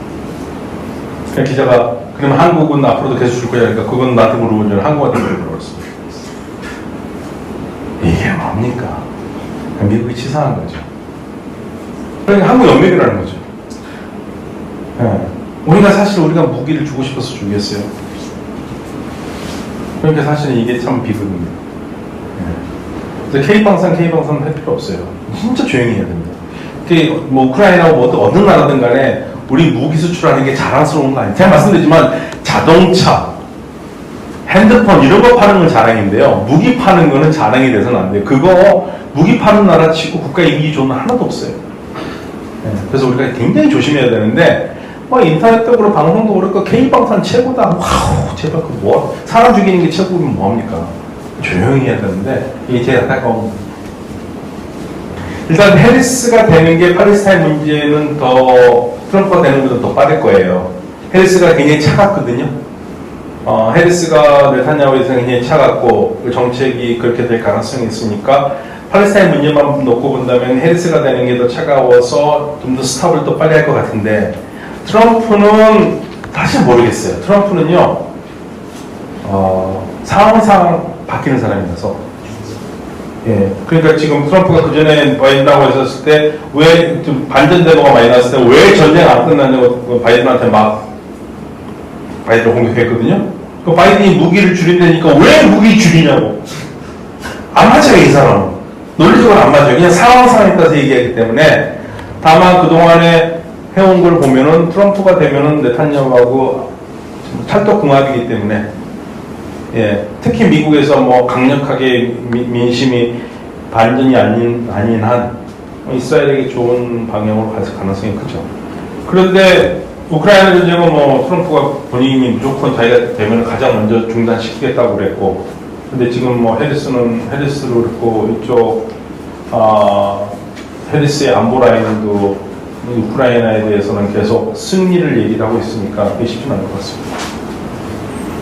이란 혁명수비대의 정책연구소에서 나온 세계 정세 읽는 거를 여기 소개하는 걸로 좀 인사이트를 드리면 좋을 것 같은데요. 사실은 1997년에 브레진스크가 뭐라고 그러냐면 앞으로 미국이 세계 패권을 유지하는데 가장 위험한 요소는 더 이상 이념으로 뭉치는 나라가 없는데 미국에 대한 불만으로 뭉친 러시아, 중국, 이란이 하나가 되는 게 가장 위험한 요소라고 얘기했거든요. 97년에 얘기한 겁니다. 브랜체스 보드라는 데서. 근데 아마도 이 사람은 지금 상황까지 내다보기는 어려웠었을 거예요. 그냥 아마 그 당시 할 수 있었던 얘기였을 텐데 이게 이제 신냉전 시대의 삼각 대립인데 이란 혁명수비대의 연구소에서 한 얘기입니다. 일단 미국은 이런 얘기를 하죠. 미국은 더 이상 두 개의 전쟁에서 동시에 할 수 없다. 그러니까 미국이 포기했습니다. 그리고 미국의 가장 큰 고민이 올 초에 뭐라고 그랬냐면 해군 보고서에서 러시아와 중국의 정보력이 너무 뛰어나다. 그래서 미국 항공모함이 가 있는 걸 다 지금 간파하고 있다. 항공모함이 어디가 간파하는 게 왜 문제냐? 항공모함을 깰 수 있는 초음속 미사일이 있기 때문이에요. 중국의 등펑, 그 러시아의 킨살. 그냥 항공모함 깨는 거거든요. 그러면 항공모함이 움직일 수가 없어요. 그래서 미국에서 나오는 게 고민이 항공모함이 돈도 많이 들고 다 간파가 되니까 잠수함으로 가야 되는 얘기가 나오고 있습니다. 앞으로는 향후는 잠수함 시대를 얘기를 하는 건데, 그래서 해군에서 하는 이게 2026년까지 미국이 정보력의 전력을 증강시키지 않으면 우리는 러시아한테도 이기고 어렵고 중국도 이기고 어렵다는 얘기를 비관적으로 올 초에 했습니다. 그래서 2026년까지는 미국이 어떻게 해서 정보력을 올리려고 할 거예요. 지금 이런 상황을 전제로 하고 말씀을 드리면 미국이 더 이상 옛날처럼 혼자 싸워서 적과 싸울 수가 없어요. 그러면 2020년부터 2040년까지 미국 이란의 혁명수비대 연구소에서 어떻게 보냐, 미국이 러시아, 이란, 중국을 막는데 혼자 싸울 수 없기 때문에 자기의 파트너를 구성해서 싸울 것이다. 러시아는 누구랑 막느냐? 나토. 나토가 러시아를 막는데 그 전장터는 우크라이나. 이란은 아랍 나토. 네. 그 전장터는 팔레스타인. 근데 지금 아랍 국가들은 어떻게 쓰는지 이 판에 안 끼려고 해요. 네. 이스라엘과 사이가 돼야지 끼는 거죠, 이거는. 네, 왜냐하면 공적은 이란이 아랍의 적이기도 하고 이스라엘 적이잖아요. 근데 지금 아랍 국가들은 지금 이란과 싸울 마음이 없어요. 경제 발전해야 되니까. 그러니까 이 판은 약간 흔들리고 있어요. 세 번째 판이 이제 우리한테 유명한 건데, 중국 잡아야 됩니다. 중국을 누가 오셨네? 동아시아부터. 세계에서 미국 말 가장 열심히 충실히 잘 들어주고 그 분위기를 너무 잘 하시는 이 두 분의 나라가 있죠. 한 분의 나라는 지금 우리가 살고 있고요. 하나의 나라는 바다 건너에 있는 한국과 일본. 전장터는 대만. 이게 2040년까지 이런 판이 갈 것이다. 중국 봉쇄 작전 때문에. 그래서 제가 한 가지 더 첨언했습니다. 미어샤이머 교수가 이렇게 합니다. 그러면 동아시아의 전선은 대만뿐이냐? 아니다. 동아시아는 전선이 세 개가 있다. 대만, 남중국해, 그 다음에 일본이 말하는 센카쿠가 있다. 중국의 따오이따오. 이게 문제가 될 것이고, 한국의 역할은 주목해볼 만하다. 만약에 터지면 한국이 군단을 보낼 것이냐, 안 보낼 것이냐. 군대를 보낸다면 북한은 어떻게 할 것이냐. 뭐 이런 얘기는 나오기 시작하는 거예요. 그래서 이건 2040년까지 이런 상황이 될 것이라고 보고 있는데, 이 사람이 말하는 정문을 다 읽어보면서 너무 착잡하게 합니다. 이 상황. 네, 지금 정세가 이렇게 돌아가고 있어요. 사실 3차 세계대전 얘기 많이 하잖아요. 3차 세계대전의 촉발점은 중동 확전이에요. 그 많은 분들이 중동 이란이 전쟁을 확전할 거냐 안 할 거냐 얘기하는데, 사실 여기에 무슨 전제가 있냐면 이란도 그렇고 미국도 그렇고 확전을 원하지 않습니다. 그런데 왜 이스라엘은 자꾸만 이란을 건드리냐? 이스라엘은요, 어떻게 쓰든지 이란을 건드려서 이란이 발끈해서 공격을 하길 바래요. 그러면 이스라엘도 공격을 하고 그럼 확전이 되잖아요. 그러면 이 전쟁은 이란과 이스라엘 전쟁이 아니고 이스라엘을 구하기 위해서 미국이 끼어들 거거든요. 그럼 미국과 이란의 전쟁이 되고요. 그리고 이스라엘은 거기서 뭘 하느냐? 미국과 합쳐서 이란의 핵시설을 파괴하는 게 네타냐후의 꿈이에요.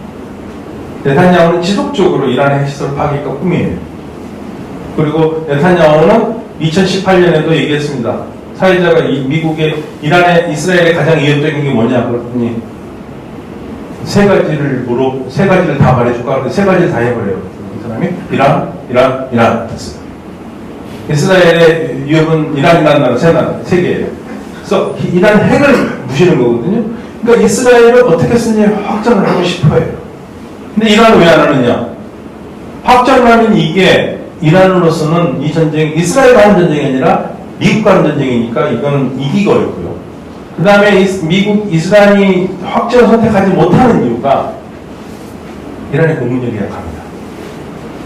이란은 1979년에 혁명 난 다음부터 제재를 끊임없이 받았기 때문에 이란이 지금 비행기는요, 최악의 비행기들이에요. 그냥 퇴역해야 될 비행기들이 여전히 다니고 있는데 그 비행기는 이길 수가 없어요. 방공망도 약해요.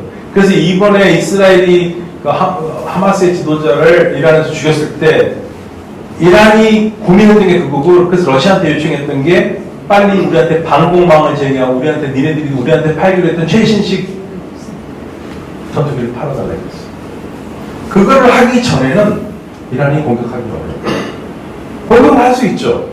공격은 이란이 여러 가지 미사일이 많으니까 할 수 있는데, 문제는 이스라엘이 맞고 가만히 있을 애들이 아니잖아요. 그러면 스텔스 전폭기로 이란을 휘둘러버리면 이란은 한 대 때문에 열대받을 수 있기 때문에 안 하는 게 좋은 거고, 이란 친구들이 저한테 물어보더라고요. 하면 좋냐? 하지 말아라. 안 하는 게 이기는 거야. 그래서 맞더라도 하지 마. 이 전쟁에서 끝까지 참으면 승자는 결국 이란이 될 거라고 얘기를 한 거예요. 왜냐하면 그러니까 이스라엘은 별짓을 해도 전 세계가 비난하지 않거든요. 이란은 조금만 해도 비난하거든요. 그러니까 모든 게 기울어진 운동장인데, 지금 이란이 중요한 거는 제재를 해제해야 되니까, 제재를 해제하려면 서양과 얘기를 해야 되는데, 이란이 조금만 하면 이란은 분명히 자위적인 걸 하더라도 요건 이란이 바가지로 쳐먹어요. 그러면 대화가 안 되고, 그럼 제재 해제 못하면 이란의 경제는 망하는 거기 때문에 그건 우리한테도 안 좋아요. 왜냐하면 이란 시장이 열리길 바라는 거예요. 우리나라가 많은 걸 할 수 있는 나라입니다. 이란 시장이 열리면요, 우리 사우디 안 해도 돼요. 이란에 30점 먹고 살아요.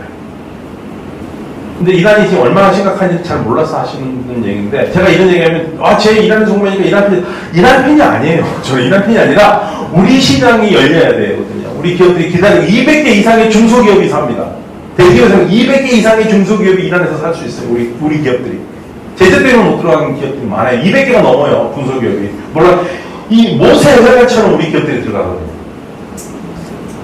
이란이 2015년에 제재가 해제될 때 이란의 환율이 많이 떨어져가지고 1달러가 그건 리알이라고 하는데 37,500리알이었습니다. 37,000리알이었어요. 지금 얼마 떴어요? 일단 37,000리알이 지금 60만 리알입니다. 1달러가 60만 리알이에요. 여기 5배가 되었어요. 경제가 제대로 돌아가겠습니까? 그래서 이러한 제재가 해제되면 우리 기업이 중소기업, 대기업 얘기하면 중소기업 200개가 살 수 있는 시장이기 때문에 이러한 시장이 열리기를 바라는 건데 그거를 이해를 못하더라고요.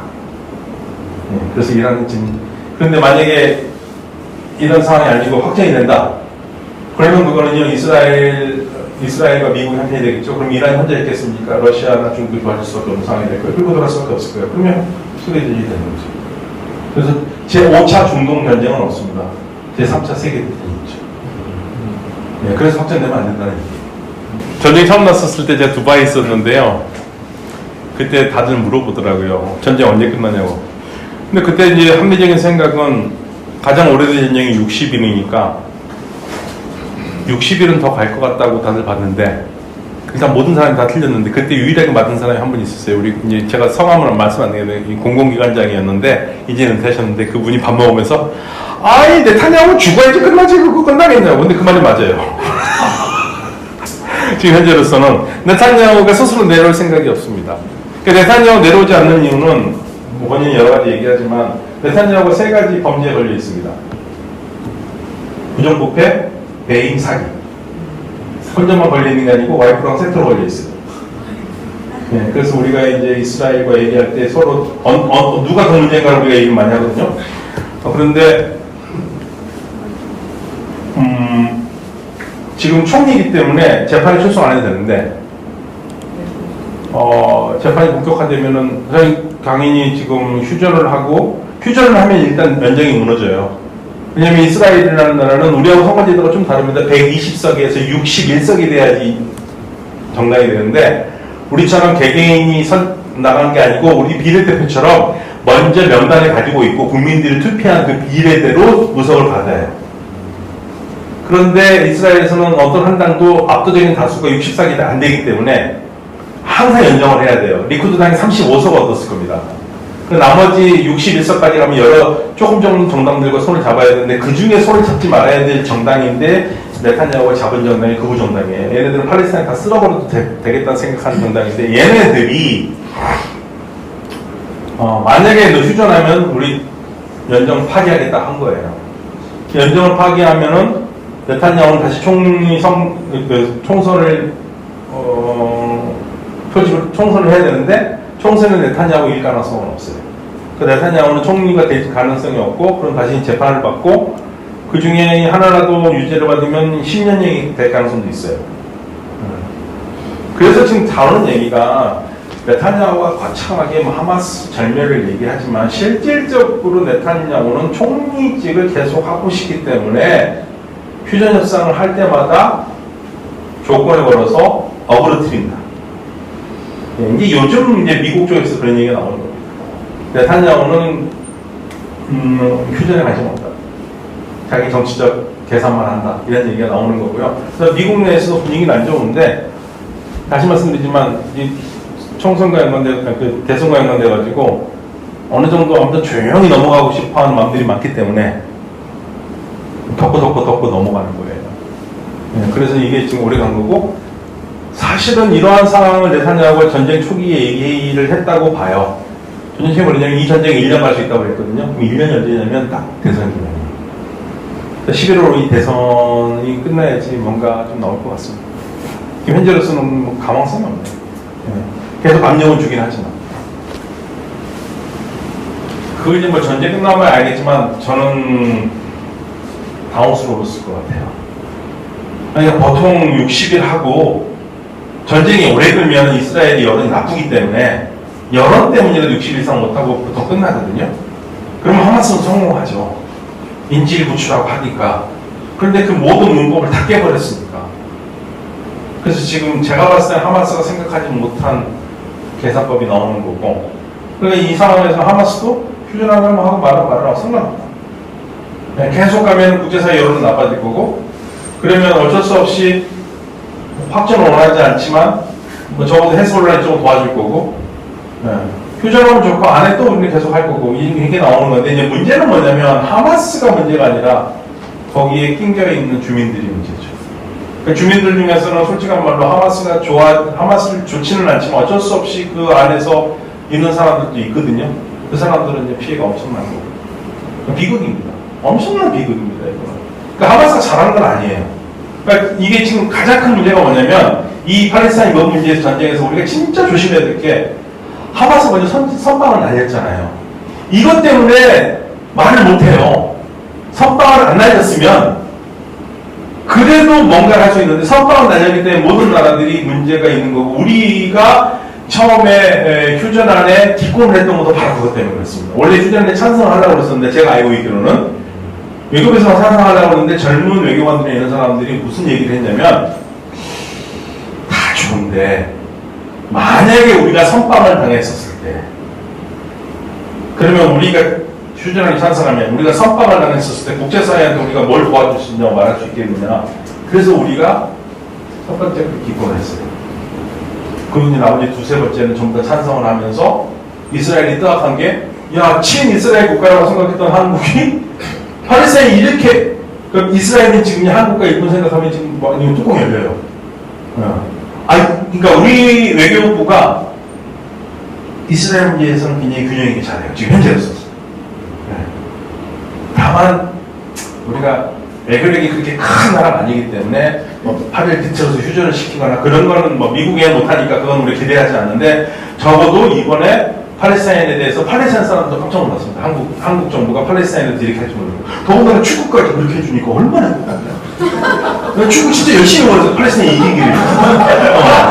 두 번째는 3대5를 깨졌으면 좋겠어요. 우리 팔레스타인에 희망을 줘야 되지 않습니까? 그래서 이 하마스 이 문제가 이 선빵 날린 게 이게 정말 어디 가서 말하기 어렵습니다.